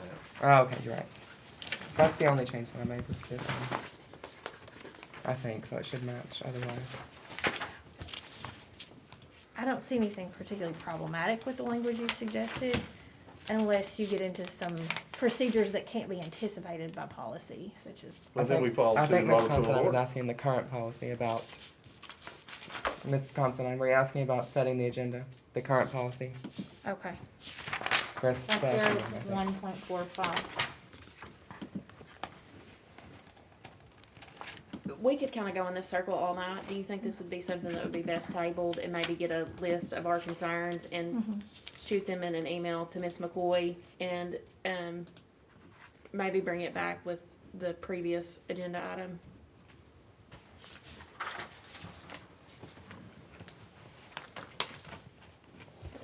Well, I mean, you can. The thing, I mean, we're just gonna have to make a decision on which way we're gonna go with this cause we are going in circles on that. I think if we, that's just my opinion, I think if we table it, we're gonna go in circles in December. Well, I don't, I'd much rather have Ms. McCoy look at this, okay?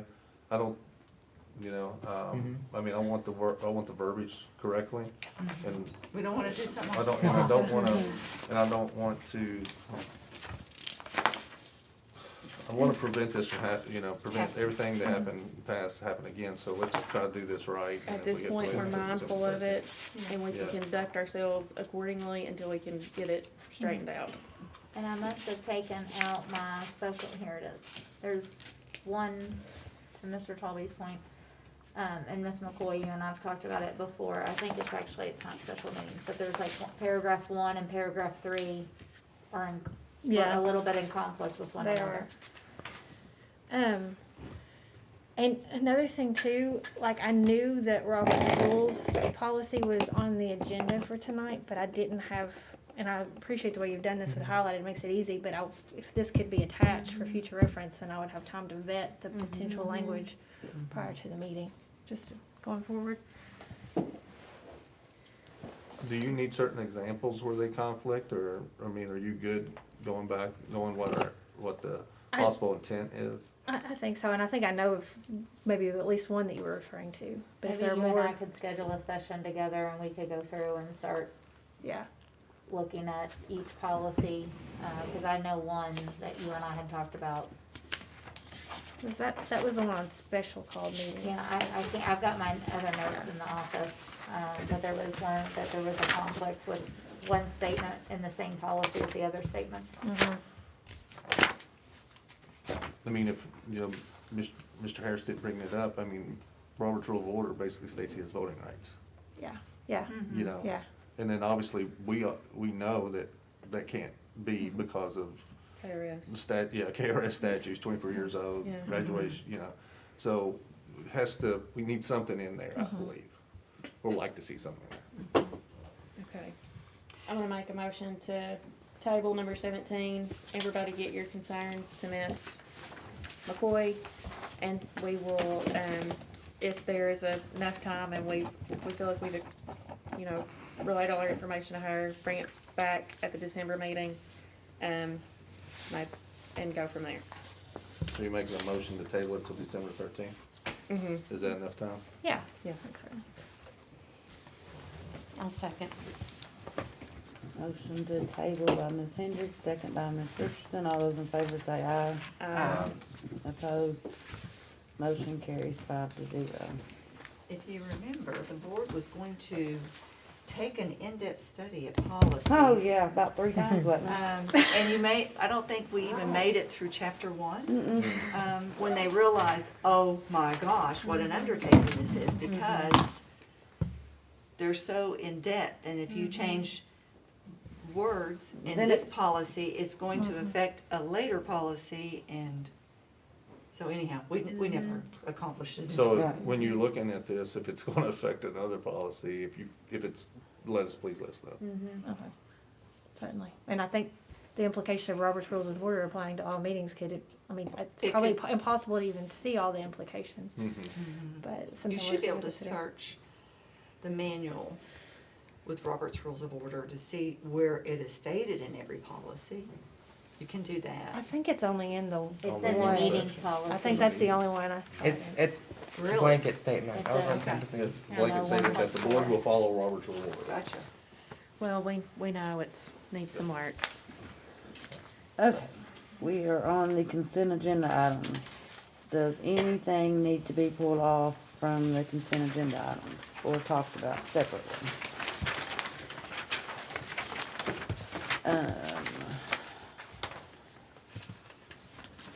I know that we went, and I don't know where it's at. We took out 28, 29. Yeah, I know. That's not what I was talking about. I was talking about Mr. Talby's email earlier and Miss McCoy's back and forth. I had some questions about that, but I don't know. I don't really want to put you on the spot either. About specific, What? It was on accounts payable. Don't we pull that out anyway? No, we pull out the Payments. payments. Yeah. So, I mean, we can go ahead and do the rest and I can come back to that. I just had some general questions on that one. On your bill. okay, about specific, Um, so I'll pull it up if it's. I've got to pull it It up should be in too. our drive too. Oh, Okay, Arlene that's sent not it, where you didn't she? It's on the different thing, isn't it? Yeah, I think it was sent in a separate email. And some, I may not be able to elaborate on some charges if it's. Right, something no, that I needs to be understand discussed in a that. closed session. On the 10-1, on the prepare, are you there? Are we- I've not got it pulled up. Okay, I'll look just it let back me for know. Do you all want to go ahead and do everything else, or you just want to Yeah. wait? I mean, Or do you want to wait and, You can't approve it and then question it. no, I mean, take that one off and go Oh, okay, ahead. okay. It's whatever you all want to You do. have to take that off anyway. you take it off anyway. Doesn't it come off anyway? Statute requires that you pull the accounts payable, you can't. You can't, it Oh, can't be yeah, lumped it is in the 40, isn't consent, it? yeah. You're right. Okay, so let's do items number 18, 19, 20, or 18 through 26. 27. 27, I was getting there. And 30 through 9, 39. It's complicated. Yeah, it is tonight, for me, apparently. No, it's just hard keeping up. Would anybody like to make a motion for those items? I'll make a motion to approve items 18 through 27 and items 30 through 39. Motion by Mr. Talby, I'll second. second by Ms. Considine. All those in favor say aye. Aye. Opposed? Motion carries 5-0. Okay. Sorry. All right, are you there now? Yeah, just a second, I'm pulling it up through our billing software because I couldn't find the email from Ms. Nance.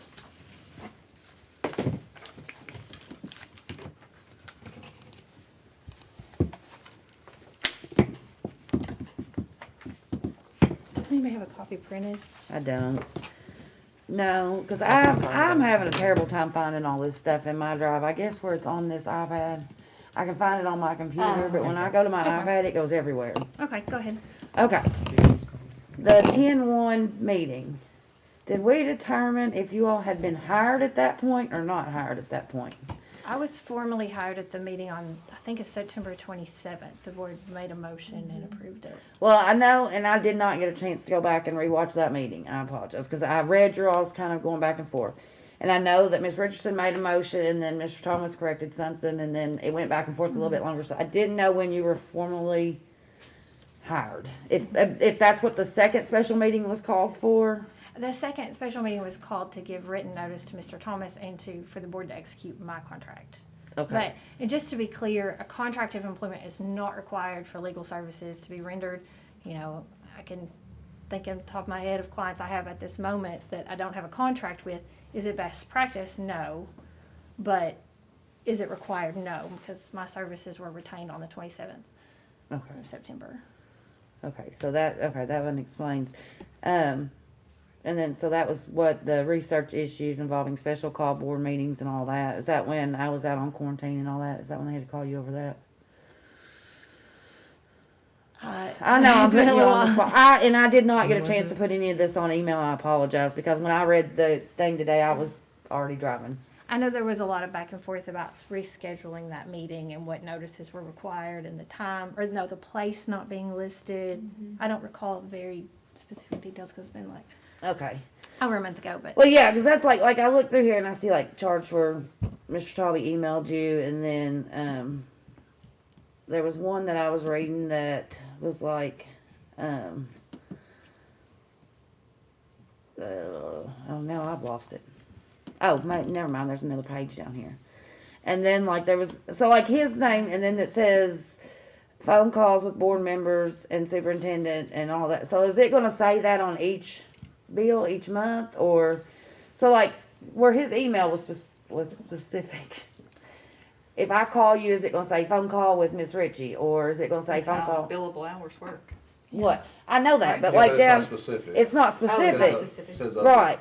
says So, other and I building. know that like Mr. Harris had messaged you on the 3rd, and then like today you responded to his message about the Robert Rules of Order and stuff. But it's billed here about Robert's Rules of Order. So is that two different things? Well, we were having, like Mr. Tolby said, we were having issues before. Oh yeah, that was. That's what I'm trying to figure Yeah. out. Like I'm trying to go back and figure all this out because I was quarantined during a lot of this. So I'm I try having to be as detailed as I can without divulging.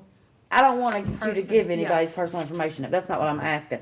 But like on this, that's where I'm confused. Like it says Mr. Tolby's email, and then it goes into phone calls with board members, and then there's one where it says attempts to call, email, and phone call with Dr. McComas. So does that mean you didn't reach her? I think that we may have been playing phone tag and sent messages. I don't remember. This has been like a month ago. Yeah, this was on the but, 13th. yeah. Okay, so I'm just trying to figure out, like I said, I'm not. And I would be, if anybody has a question about any invoice going forward, feel free to pick up the phone, call. I'm happy to explain. Well, and I think that's why, I think I sent you a message or somebody a message asking for the contract, because I've never even seen I signed it, but it was in a public place and I didn't really get to look at it. So that's why, And that was my question, was when does your service actually start? When the contract's officially signed, or when, because the board voted several times to retain you. So that was, I was a little like, okay, so is it when the contract's signed, or is it when? I have taken the position that it on September 27th, but I did not bill the board any time for the month of September, even though I was doing things from September 27th to October 1st, because that's when my first contract was signed. But I don't, we signed a second contract. I don't think that's required, but just to avoid any appearance of anything wrong, I didn't bill for any time in September. I didn't even set the board up as a client in our billing software until October 1st. But yeah, I take the position that I was retained on September 27th. okay. Can somebody please email me the contract that I I signed? think it was put in the drive last month. It was in the job. See, I'm telling you, I can't, it's all over the place. Like what you were sharing on your superintendent report, It's on the drive, I had to unless look it's in on the bills. Is it in just our No, stuff? it's in the bigger drive. Like, we don't keep a lot of things in the one that we're prepping everything for. Is it in the one shared with me Yeah. instead of a, just a I shared have it drive? scanned on my computer. I can email it to you tomorrow. Yeah, just Yeah, something it's because, huh? It's in the shared with me file, but it's in like, under the team drive, there's one that just says board members, and it's just you all. Then there's board agenda items, which is you all, the cabinet, the principals, it's more people. But the board members only, things that are just for you all is in the one that says board members under the team drive. See, a lot of mine won't open under that one. Yeah, and that is, and we can check your rights, but that is just like the temporary holding place, so that you all are not waiting so long to see all of the documents. They're being stored into there, and then we'll, move them over at the point when they're ready. Okay, no, thank you. I just kinda wanted some clarification on what we were doing here with the billing and all that with, I know there's certain things you can't list, and I don't want you to list that or discuss that. But that was it. Okay, so, So you said it's under shared with me, and there's a folder under shared with me? I don't see that, but we can take that offline. oh, yeah, I can't find mine either. Without looking at it, I don't know which one it is. Okay. I think it's under shared drives. And we have board members, and then we have Clark County Board Agenda. Yes, right, there. Oh, So okay. that would be under Agenda board. items is under one folder, and then. See, those are the only things I have too. Can we, Because we don't keep anything in that after we move it over. Can we vote on the consent items and track down? We've the- already voted. All we gotta vote on is the authorized payment of salaries and Okay, accounts payable. can we vote on that and track down the contract tomorrow? Yeah. Would anybody like to make a motion? I'll make a motion to authorize payment of salaries and accounts payable. All right. Motion by Ms. Considine. I'll second. Second by Ms. Richardson. All those in favor say aye. Aye. Opposed? Motion carries 5-0. Need a motion to adjourn. I'll make a motion to adjourn. Motion by Ms. Hendricks, I'll second. second by Ms. Considine. All those in favor say aye. Aye. Opposed? Motion carries 5-0.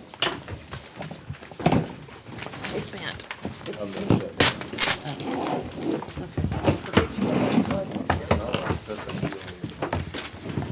Here you go.